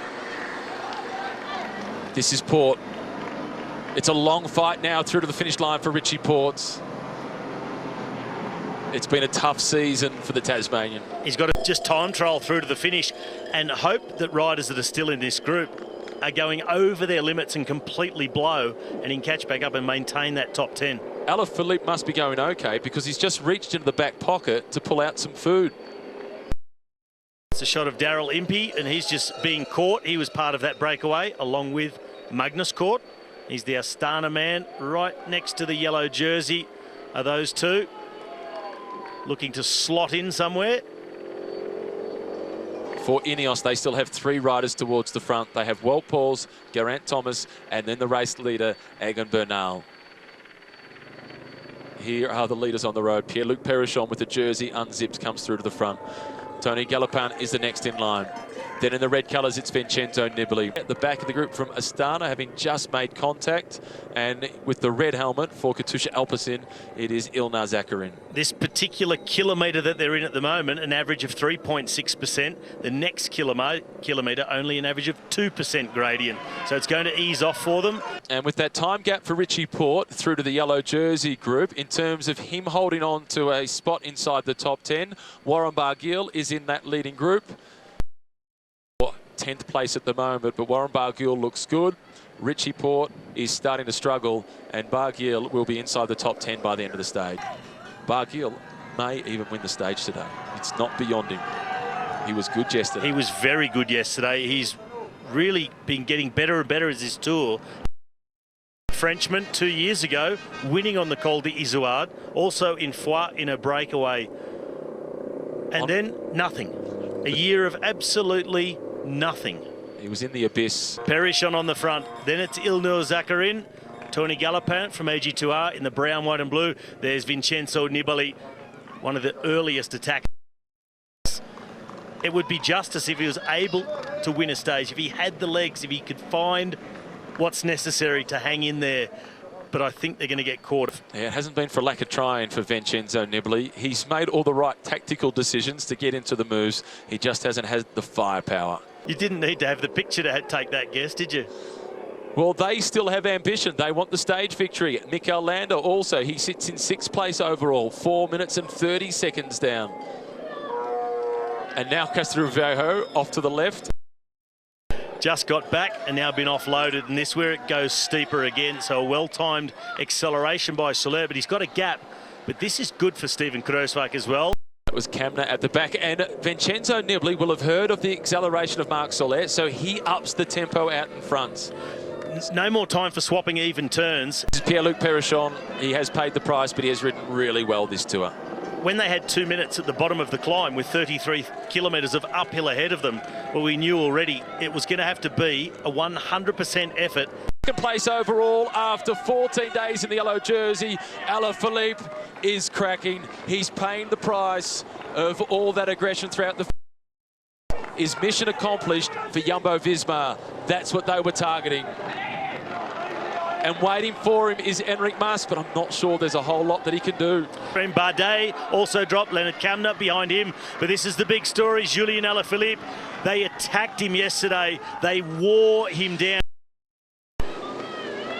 And for Egan Bernal, this is what he needs to happen as well. I think just for his own feeling of, I really do deserve this jersey. I'm the best rider in this tour. Vincenzo Nibali, he's fighting on for the stage victory. He's riding away from Michael Woods. Then Zaccarin Galopin. Laurens de Plus goes even quicker. And he will get a rush of adrenaline too, knowing that the job he set out to do is working. Alaphilippe, though, will not give up. In the virtual general classification, he's still holding on to second, but that gap is going to grow. Number 31, Romain Bardet. Now he watches the rest of the race. We're out with fingers crossed that he's got enough points to hold on to the King of the Mountains jersey. Vincenzo Nibali now alone. He has dropped everybody out of the break. This is Tony Galopin. Getting rid of any extra weight, but it is too late. Galopin is gone. This is Omar Freire from Astana. Also dropped Michael Woods. He battles on in between a Zaccarin, but Vincenzo Nibali, former winner of the Tour in 2014, he is going for it. The gap back out to 1 minute. He's just got the road in front of him, 12 lonely kilometres, and it could be glory. Second at the Giro d'Italia this year, Vincenzo Nibali arrived with some ambitions for the overall classification. They evaporated early as Julian Alaphilippe now slips to third, and Kruijswijk is breathing down his neck. 1 more kilometre for Vincenzo Nibali. It flattens out, so a chance to gain momentum, catch his breath, freshen the legs, and then it's 9 kilometres, almost completely uphill to the finish at 7%. He's putting the sword to his former teammates as Julian Alaphilippe has been distanced, and Kruijswijk still followed by Geraint Thomas. Then it is Egan Bernal, followed by Marc Soler. Mission 1 for Kruijswijk. Drop Julian Alaphilippe. Done. Gap him enough to get a podium spot. Try and offload Thomas. Go for second. See if he can crack Bernal. Strange things have happened in this tour. Yates not only hunting for the stage victory, if he wins the stage, he will also win the King of the Mountains classification. He's already won. Now he starts to wind up. The Frenchman is trying to chase Yates. Behind him is Mikel Landa. Marc Soler. It's I thought it couldn't be. Not again. He's done so much for the team. Mikel Landa stays in the group. Marc Soler getting the go-ahead to try for a stage win of his own. 57 seconds now for Vincenzo Nibali. That move by Yates will start to close things down to him. Here he is.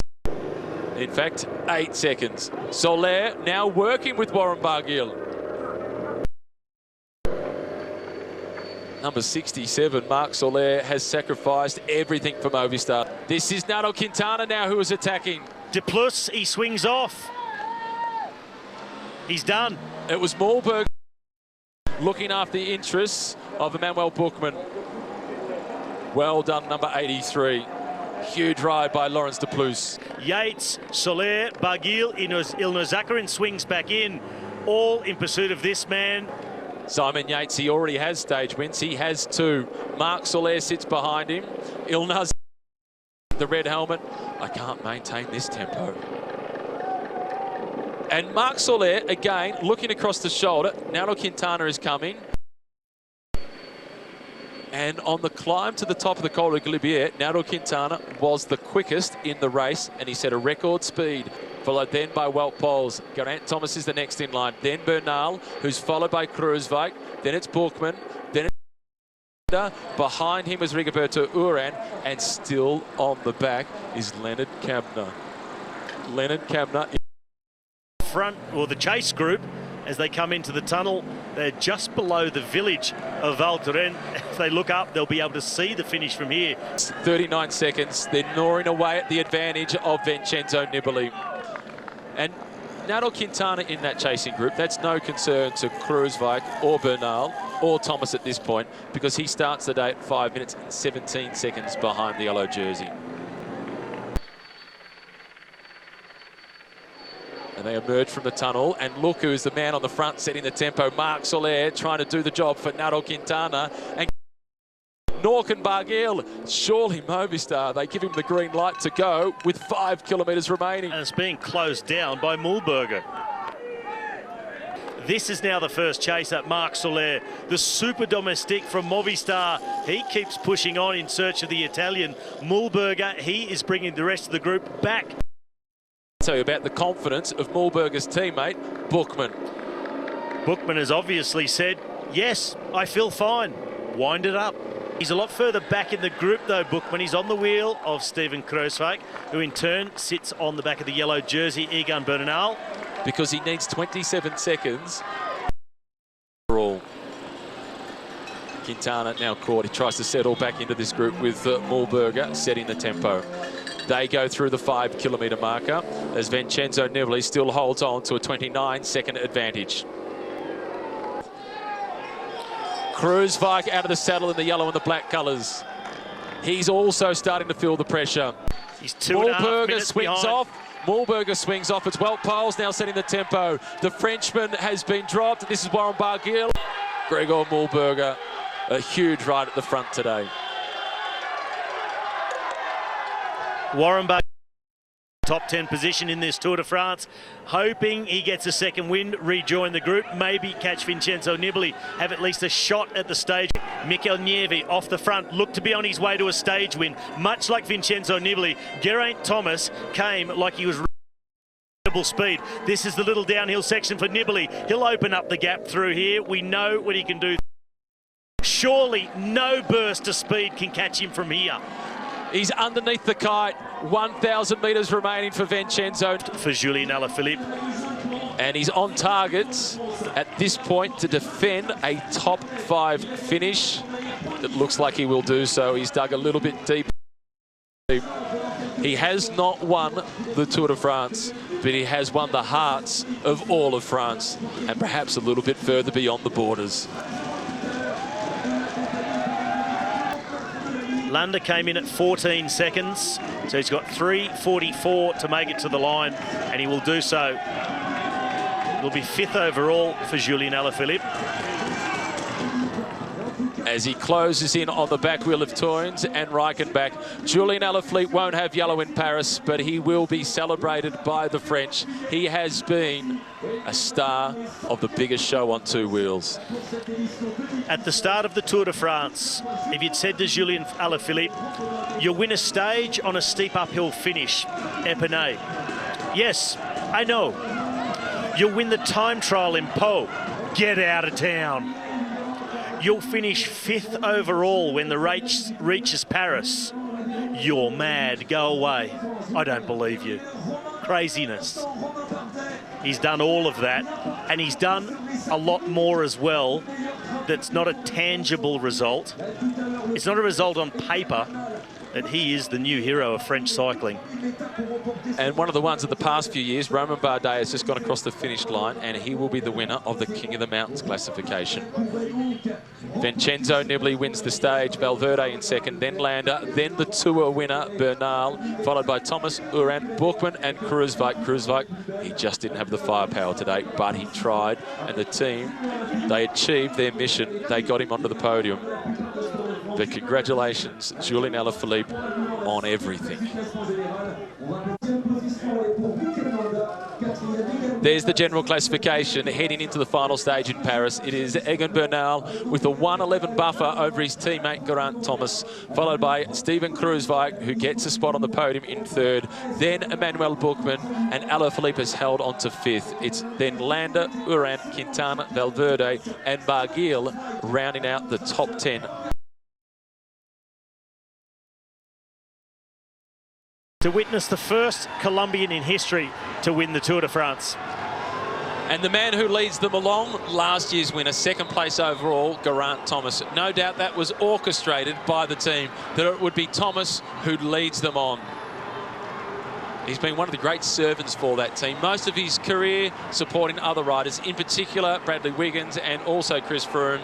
This year, 2nd after winning it last year. First man to break ranks. Who's it's going to be? I see Mickey Scher getting himself towards the front. They've ridden aggressively throughout this Tour, CCC.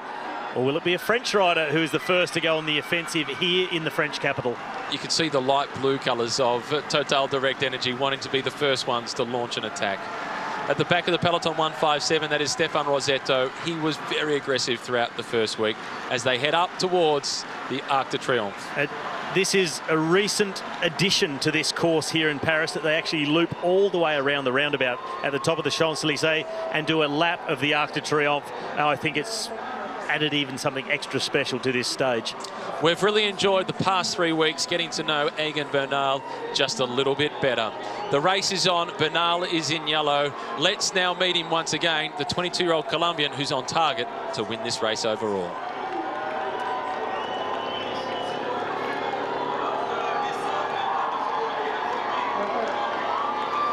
He has trained really hard, and if he manages to win, it's huge for him.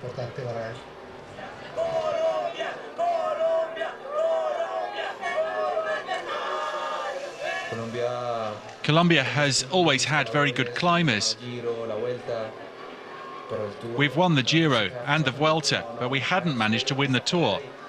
With a bit of luck tomorrow, I'll become the first Colombian to manage that. I'm very proud of that. I'm 22 years old, and it hasn't sunk in yet. And what will you do with the flowers? I'm gonna keep them. I already have the ones that he gave me after the World Championship, and I will keep those from the Tour de France too.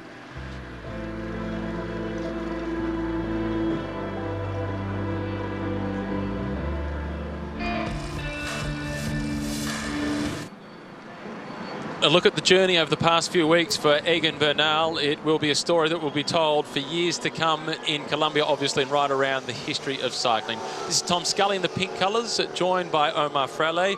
And Robbie, as we were going through the list of stage winners, how could I forget stage 14 to the Tourmalet that was won by Thibaut Pinot? It was one of the best.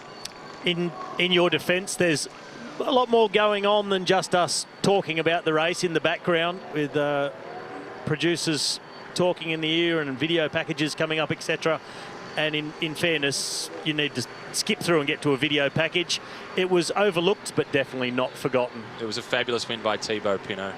And who can forget the images of his team manager, Marc Madio, going bananas.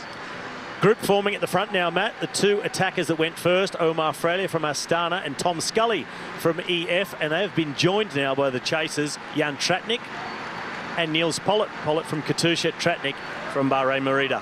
Number 215, Andre Greipel, sitting down the back of the peloton. 3 years since he's won a stage in the Tour de France. Now, he is really trying to break a dry spell, but time is the enemy for an athlete, like it is for anybody else. Le Tullier. And they're about to make the turn onto the Rue de Rivoli. Its name comes from a victory of Napoleon on 13th, 14th January in 1797 in Rivoli, Italy. It runs for almost 3 kilometres from the Place des Pyramides down to the statue of Joan of Arc. And since May of 2016, the avenue is open to pedestrians only for 1 Sunday per month. 26 seconds now the advantage for the breakaway group. Shortly we'll hear from Caleb Ewan, one of the favourites to win the stage today. He's probably coming into the stage. We'll wait and see what he has to say. A lot more relaxed than what he would have been if he hadn't won a stage. In fact, he's won 2. So that sense of freedom, already having collected a victory, will give him even greater inspiration to try and make it 3. Underneath the Arc de Triomphe, which was introduced by Napoleon to celebrate the returning forces of the French armies. Let's now take a listen to Caleb Ewan speaking before the start of the stage. He's won 2 stage victories already. Sur Lotto, they've had a very successful race. They're chasing the breakaway. Here he is, the Australian fast man, Caleb Ewan.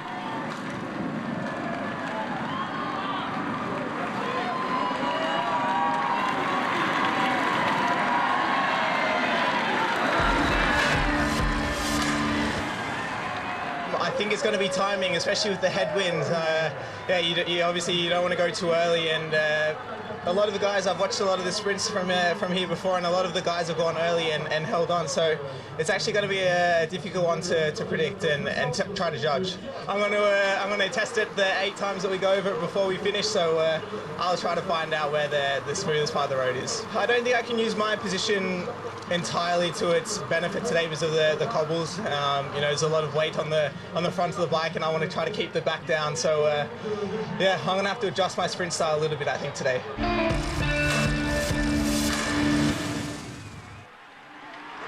Interesting. That final comment from Caleb Ewan, exactly what you spoke about earlier in the broadcast. When we spoke about who's favourite and why, and Dylan Groenewegen and Caleb Ewan have been so evenly matched in this tour for speed. We've needed photo finishes to separate them. And my thought was that Caleb's sprinting position will have his back wheel skipping about a bit more on the cobbles of the Champs-Élysées compared to the position of Dylan Groenewegen. And that may well be the difference between the two. One or two little skips on a normal road, you say, okay, nothing in it. But today, all along these cobbles, but what I really liked about hearing Caleb speak is he's put a lot of thought into this. And he said, I'm going to test it 8 times through. Well, test it 7, get the eighth one right, but you get the picture. You get the point. Try and find the smoothest bit of road. You don't always have that in control where you want to go because you're following slipstream. And every year, the smooth part of the way to the line changes here. Which is, given that it's his first time here, an advantage to him because he doesn't have that preconceived notion, whereas others that have ridden here multiple times will think, this is the line that's worked for me. But it might have changed. Exactly. I've found year on year, it changed. They do a lot of repairs here. They lay some tar over the top of the cobbles, which smooths it out a little bit. But due to the volume of traffic that this road carries on a daily basis, it does change over the course of the year. So left side the year before, you might look at the video and say, oh, he rode a really good line. Wasn't much bouncing around. You get there the next year and it's rough as guts. That's what we say in Australia. I was trying to think of another way, but anyway, let's go with that. It's very bumpy. It is. For the last 30 minutes, you know how they were cruising at the start and it looked really easy, and people ask the question, why don't they race? They race, and they race full noise for the stage victory. The last 30 minutes, the average speed has been 47.3 kilometres per hour. With that drag uphill to the Arc de Triomphe. Here's the famous Ferris wheel. On the Rue de Rivoli. And this is what's thrown me on the Rue de Rivoli. Statue of Joan of Arc. Which is missing part of the staff with a flag on it, I believe. Above her hand. Now, you can see the barriers, the riders on the, as we look at it, the left-hand side of the road. You see all those plastic barricades, and then they switch back. The road has undergone some changes here. There's these almost flat traffic islands that have been installed.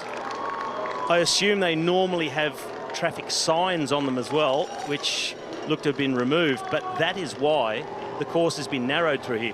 This makes it much more difficult. This is an extra chicane before you get to the left-hand turn here onto the Place de la Concorde. So it means you need to be in position even earlier. And I think you need really good position already going into the tunnel. Look at the corners before that. You need to be in position coming past the finish line into the right-hander onto the Place de la Concorde already at 2.5 kilometres, 3 kilometres to go. Down to the last 20 kilometres. 3 laps remaining. It's Niels Pollard who leads, followed then by Jan Traknik. Next in line was Tom Scully. Omar Frale there for the Astana team. And the peloton strung out in single file. That chicane that you speak of, it was really narrow going down through there. It will be tough to try and improve your position.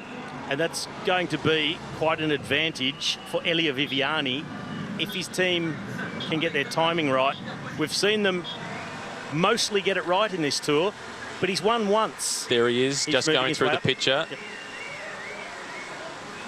Peace out from the winner, Egan Bernal. I really enjoyed his interview yesterday when he said, my first. my first Tour de France. There could be plenty more to come, but you never know. It's a stage that you know, that you've already won. What is so special about the Champs-Élysées? I don't know. It's I think the history. It's every year, so yeah, it's a beautiful chance for a sprinter. Also the most beautiful stage with yeah, you can win in the Tour, but yeah, we'll try. We'll see. It's also a hard stage. It's not so easy it looked like, but yeah, we will see. But is it so different due to the cobbles, due to the slight uphill, or is it a sprint like another? No, a sprint like another, but it's the 21 stage, so everyone is a little bit tired. Nobody is fresh, so yeah. We are the strongest can win today. And at least you have the experience of victory on this beautiful avenue. Yeah, 2 years ago I think. It was a beautiful moment, and yeah, I hope to beat it today again.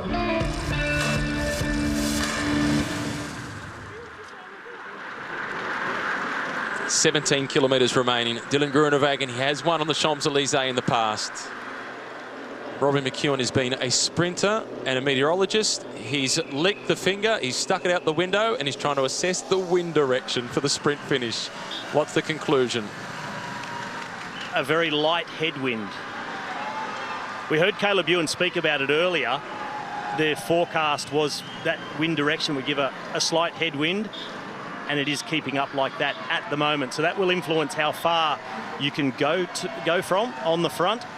They're keeping that in mind, and as he said, sprinters will have come up this straight towards the line and just poked their nose out to the side to have a feel, confirm. Mid-race recon, trying to work it out. We are hearing on race radio that there's been a rear wheel puncher for the race leader, Egan Bernal, number 2. So we'll keep a close eye on that and see if we can get any footage of the yellow jersey at the back of the race, returning the chase, and no doubt he'll have all the support of the Ineos team. This is Omar Fraile, tête de la course. Incidentally, also off the back with a mechanical problem was number 43, Sonny Colbrelli. He's just gone past our commentary position, a long way behind the rear of the peloton. Down to 9 seconds now, the advantage for the leaders. Is it almost too early for the peloton to catch the breakaway group? They like to collect them at around about the bell. Wherever they catch them, they are going to keep pushing on. They're not going to let up and say, OK, we got that one, we can ease off and risk another group getting away. They'll keep the pace on. The riders who've been doing the work so far, they will just try and up the tempo all the way in towards the finish, stay there for as long as they possibly can. Quick Step already really well organised behind the group of riders forming the chase. And the Quick Step team not doing much of the chasing.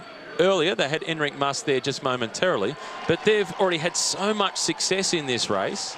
They figure, well, you want to chase it, you chase it. It's up to you. But here they come in the blue colours, just moving around the outside, and they've got almost the entire train worked out, riding in support the Italian sprinter Alia Viviani.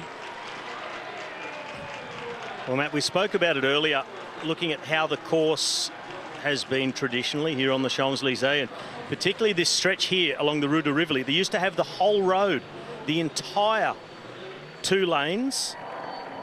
Now they've just got one. You see those black and yellow barriers. That changes the setup for the finish.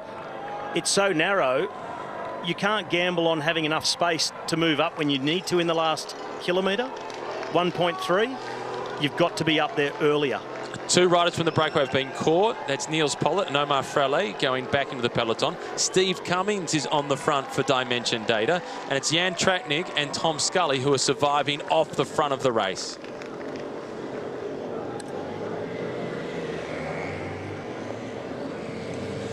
For the second last time, they make the turn off the Place de Concorde onto the Champs-Élysées. There's one more stage victory up for grabs. They'll hear the bell in the moment, and there'll be a little over 6.5 kilometres to go. The yellow jersey, that is safe.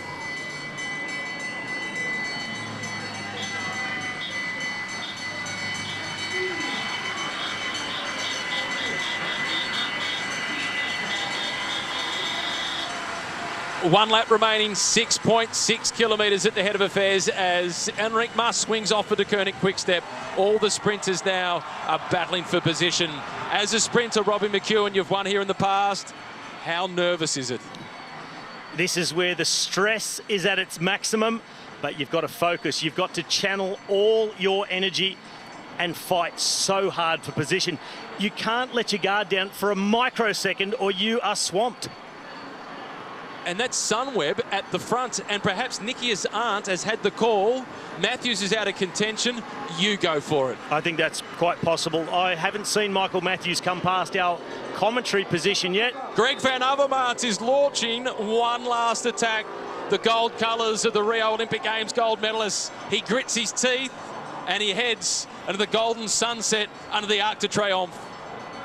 But will it be triumphant for Greg Van Avermaet? The odds are firmly stacked against him. He's opened up a handy gap. Here he comes, Michael Matthews, and he's got Nicholas Roach with him. Roach has been banged and damaged throughout this race. The whole team's not going back for Michael Matthews. He really does have his work cut out.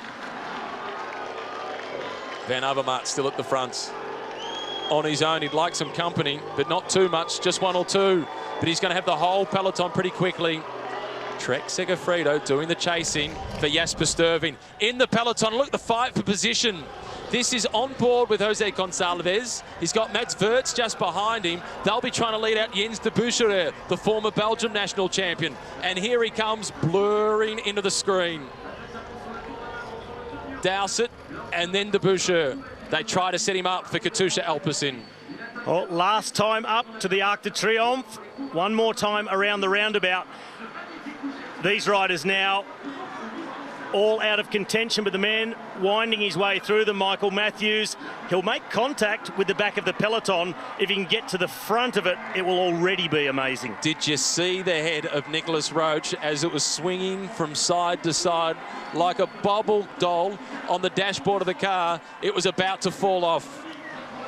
As they come around the roundabout, Michael Matthews is last wheel of the peloton. Now the Australian former green jersey winner, just under 5 kilometres to go and coming on the fastest section of the course where it's hardest to make a pass. He's there with Roach, but Roach looked absolutely spent, yet the Irishman is still trying to take him around the outside. Back on board with Jose Gonçalves. And look at the way they're sweeping around the outside. That was Nicky's aunt going past. Reinhard Jensi van Rensburg was on the left-hand side of the screen, the South African from Dimension Data. Mitchelton Scott getting themselves to the front. That will be for Matteo Trentin, the winner in gap. They're in second and third wheel. The Quick Step team, they are hovering around the front, waiting for their moment. Katusha on the right-hand side, bringing de Bucherer. They're making their way back down the Champs-Élysées. They'll look to their left. The finish line is just next to them, but they still have 5 kilometres remaining. Mitchelton Scott hit the front.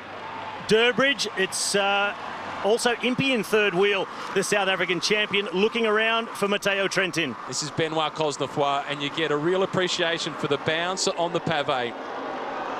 Durbridge, followed by Hepburn. Then it's Impey, then it is Matteo Trentin. They're in with a chance with Matteo Trentin. Going past the finish line now, so they're only a matter of a couple of 100 metres away at 65 kilometres an hour from that right-hand turn onto the Place de la Concorde. Once those corners start, you need to be in a really good position because any extra accelerations from now are costly.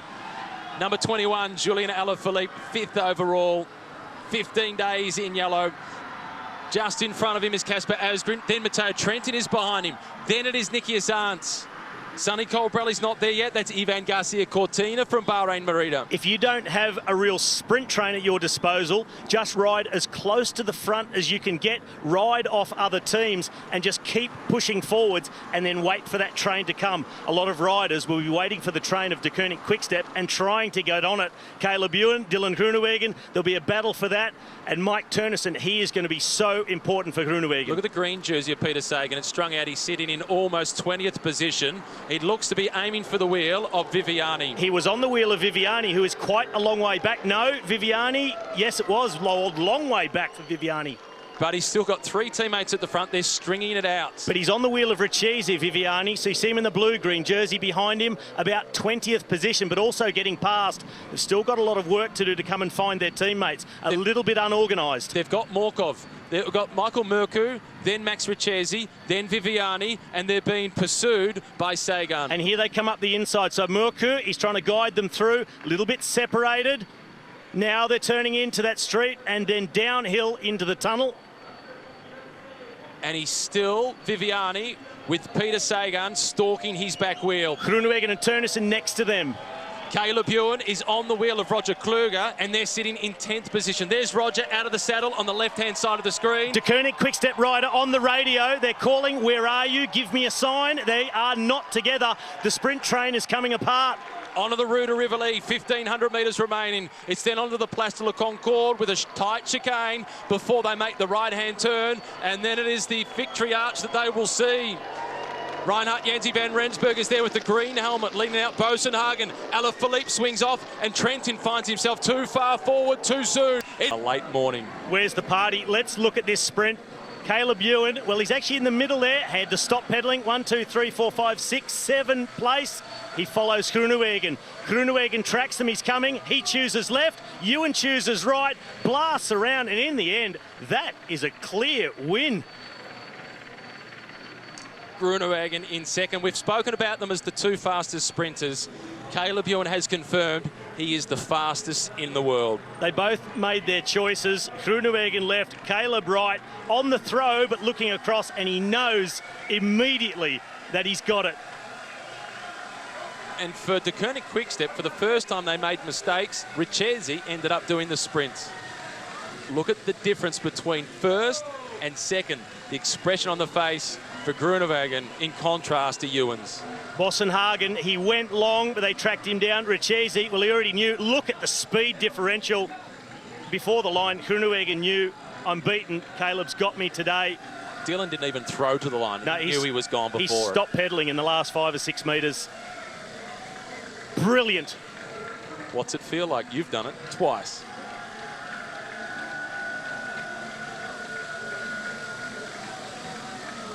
I'm speechless at the moment. Look at those speeds. Not your typical bunch sprint.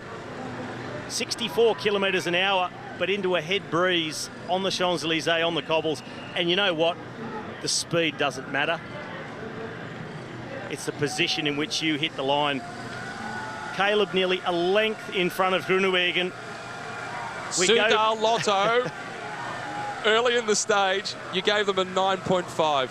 You couldn't even find a 10 for Nadia Comaneci performance across at the Koenig Quick-Step.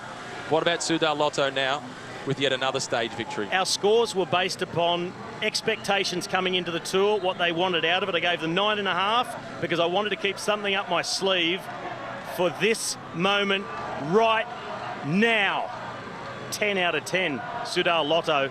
Caleb Ewan, 20 out of 10 for him personally. Egan Bernal. He is phenomenal. 22 years old, and he's just gone step by step to the very top of the cycling world. Cees Bol was managed by Sunweb because he's so young. They took him out of the race before they hit the high Alps. They didn't want to burn his engine. The winner of the race is younger than Cees Bol. He's the youngest rider that has made it to Paris. He's 22 years of age. Unbelievable. You know, when we rolled onto the Champs-Elysees, to be honest, I almost had tears in my eyes when I rolled through there. It was just such a surreal feeling, and oh, I can't believe I just won the stage. It's been a pretty surreal Tour de France, a 3rd stage victory. This time, the sprinters stage, the Champs-Elysees with your parents here, with your wife here. It's amazing. Yeah, you know, the Tour de France started off quite slow for me. It was like I could never get there, and the second half has just been unbelievable. You know, every sprinter I've won so far in the second half, so yeah, to be honest, I don't know what to say. I just can't believe I just won on the Champs-Elysees. Take us through those final moments on the Champs going up to the line. It was quite messy and we were quite far back, but you know, I was patient and I waited, and you know, I didn't actually know how many guys were in front of me, so you know, I waited, and then you know, I just ran at the wheel. I think there's 3 guys across the road, and I really went down the right-hand side, which I've spoken to most sprinters that have sprinted here, and they said don't sprint down the right-hand side. And I felt it once I moved out onto the right. It was quite bumpy, but yeah, lucky I had enough speed to come through in the end. Well, congrats, fabulous Tour de France. Thanks a lot. Thank you, guys. The emotion in the interview from Caleb Ewan. He won on stages 11, 16 and 21. Consistent intervals of 5-stage gaps between each of those victories, and he's made it 3 in his first appearance at the race. It was the Dutchman Dylan Groenewegen in second position, the Italian Nicolo Bonifacio in third, followed by Argentina's Max Richesi. It was then Edvald Bosenhagen, Andre Greipel, Matteo Trentin, Jasper Stuyven, Nicky Assant, and rounding out the top 10, another little piece of history. Peter Sagan will collect the green jersey for the 7th time, the only man to do so. He came into this tour equal with Erik Zabel with 6. He now makes it a 7th.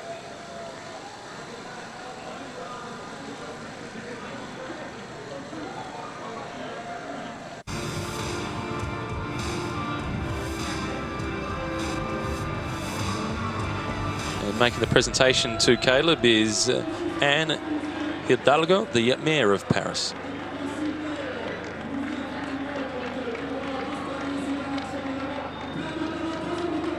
And there's the winner's medal. He goes home with 3. He'll have excess baggage.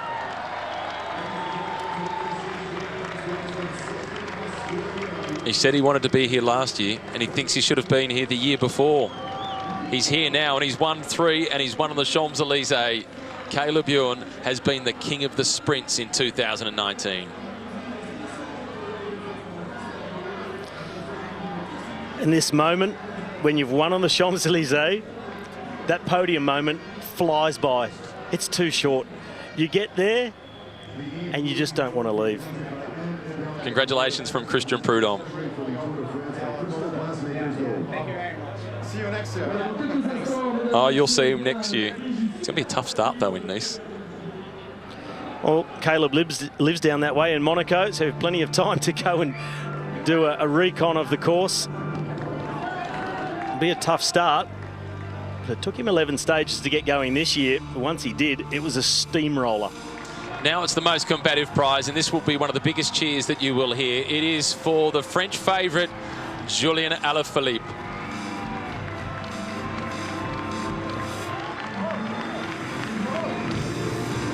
And to help make the presentation, the Badger, one of the most aggressive of all time, Bernard Hinault.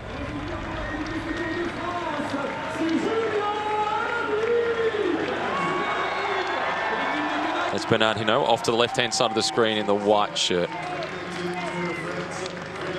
Julien Alaphilippe already had the hearts of cycling fans in Europe. He already had the hearts of cycling fans in France. Now he's just got the hearts of everyone in France. He's their moral winner of this Tour de France. Yeah, if he didn't win that prize, the most combative prize, there would have been an outcry, and maybe even a little bit more. I said it yesterday, he didn't win the Tour, but he won everyone's heart. Everyone watching the race had a soft spot for Julien Alaphilippe. And if they didn't, maybe they need to check if they've got a pulse, because it was impossible not to fall in love with him. He was a joy to watch. That might be his grandfather, I'm not sure. But he's emotional. Beautiful.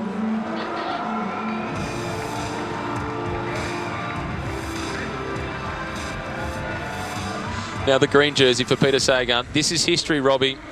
Peter Sagan wins the green jersey for a record-breaking 7th time. And it was never in doubt. It was inevitable, which makes it no less impressive. It almost makes it more impressive to be so, in fact it does, to be so dominant for so long, so consistent. Of his 8 appearances at the Tour de France, the only time he didn't win it was when he was disqualified in 2017.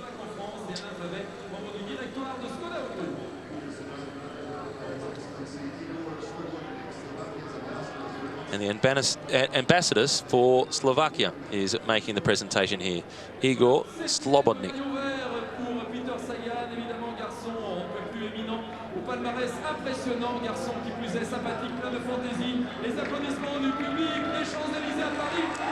He's got a lot of big vases at home. I wonder if green actually is his favourite colour. If it wasn't, surely it is now. It's got to be. Bad luck if it's not. He's got a lot of green.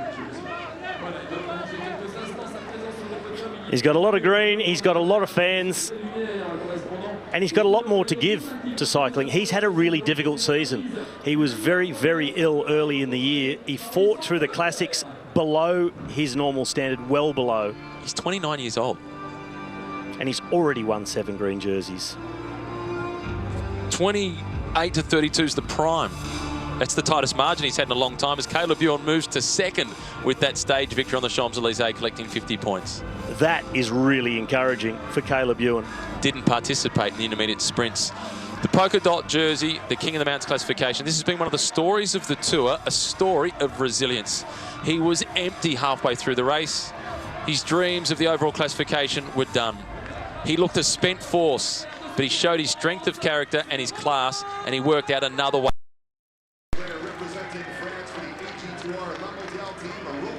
Michel Kello making the presentation. He is the president of the French Cycling Federation. And Michel Edouard, who is the president of Ile-Leclerc, the sponsors of this competition.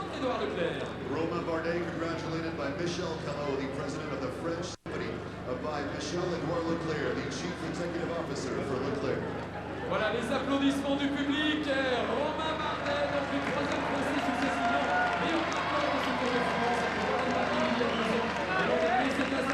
He can be proud of the way he bounced back from a disappointing start. He can be. He came here to ride GC. It didn't work out. Found something else to aim at and got it right in the middle of the target. In the same way as we spoke about Vincenzo Nibali yesterday, work out a way to get a prize. That's what good athletes do, whatever the sport. Next up, it is the white jersey for the best young rider. Bardet winning, you can see there, by 8 points ahead of Egan Bernal, who almost made it 3 jerseys. The young Colombian is about to step out and collect the white jersey as the best young rider, and there's Dad. And what an honour it is for Viviane Morales, the Colombian ambassador in France. He'll be making the presentation of the white jersey. She, I should say. Viviane Morales.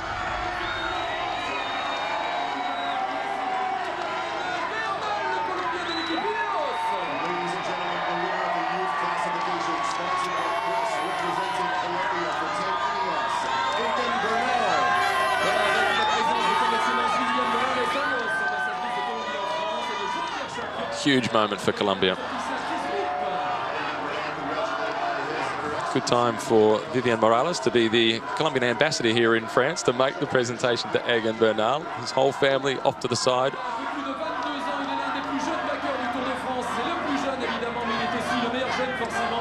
The 3rd youngest winner ever of the tour. The youngest man to have the yellow jersey in Paris since it was introduced in 1919. That speaks volumes of the accomplishment. He's collecting white for now, a category that he's eligible for 3 more years.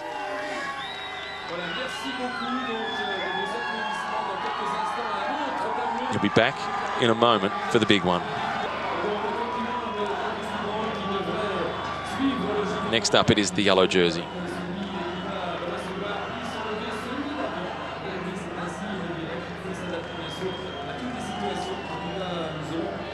After all the drama that we've had with the weather, the heat in Paris, the rain in the Alps, Paris has behaved perfectly well today.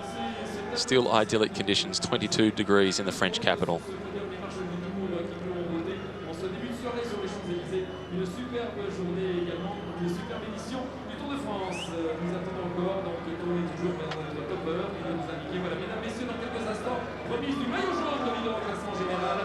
Close-up look at the obelisk. 3,200 years old, delivered to France in 1831.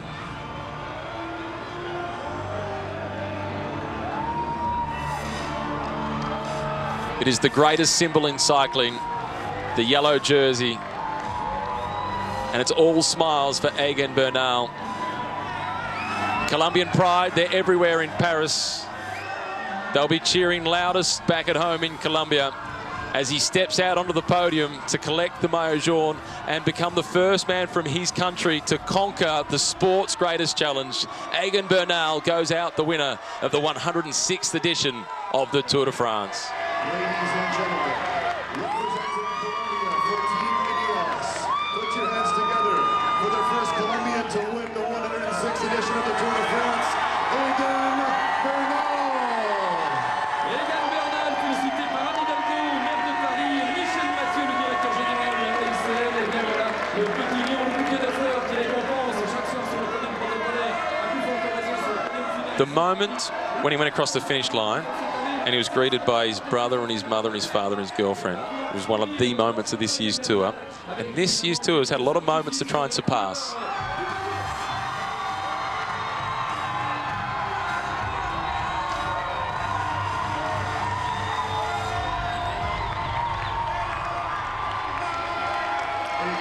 He's spoken a lot about his family, he's spoken a lot about his country, what this means to everybody there, how happy he is to represent Colombia. Always sharing it with his family, with his father, many times already in the last couple of days. This is the first time we've seen his brother as well, the whole family's here. I wonder if his brother rides a bike. It'd be hard to follow in his older brother's footsteps, wouldn't it?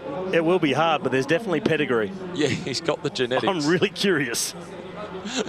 And if he doesn't, he should start. And if he does, where do we sign him? Sign him up. Geraint Thomas in third place. Those two riders, along with Egan Bernal, once again will be coming out of the podium as we pay our respects to the men that finished inside the top three. What an enormous moment for the young man to be on the podium. And as we spoke about at the start of today's stage, a lot of us thought it's not a matter of if, but when. Nobody thought it would come this quickly. He was meant to ride the Giro d'Italia this year, but he broke his collarbone in training just beforehand. What a serendipitous injury.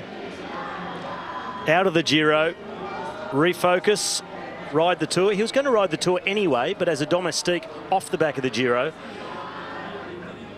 And they had to change his preparation. He underwent an operation, a plate onto the collarbone, back on the bike, wins the Tour de Suisse. And when the roads went up and went high, he was simply the best.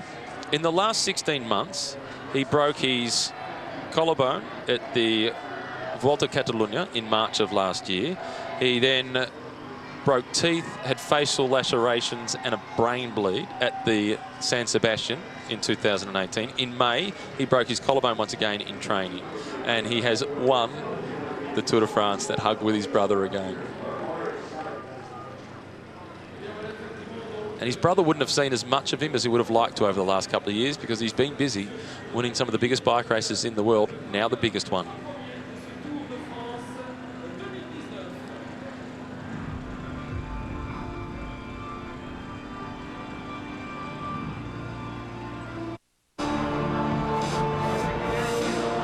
And now for the top three overall. Second place, last year's winner, Geraint Thomas, the Welshman, up onto the podium first.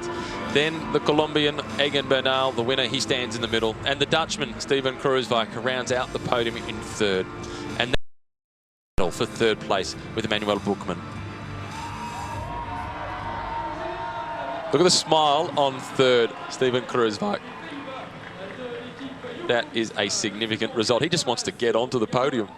That's a man who has hit his target at this Tour de France. They came in with the ambition of podium. If things went incredibly well, dream of winning. This is a realistic expectation and result for Steven Kruijswijk. And his face tells the story of delight in finishing in third place. He didn't make any mistakes in the race. No. His engine was capable of third and no more. He actually did everything right. He did not make one mistake. Yeah. Now the national anthem of Colombia.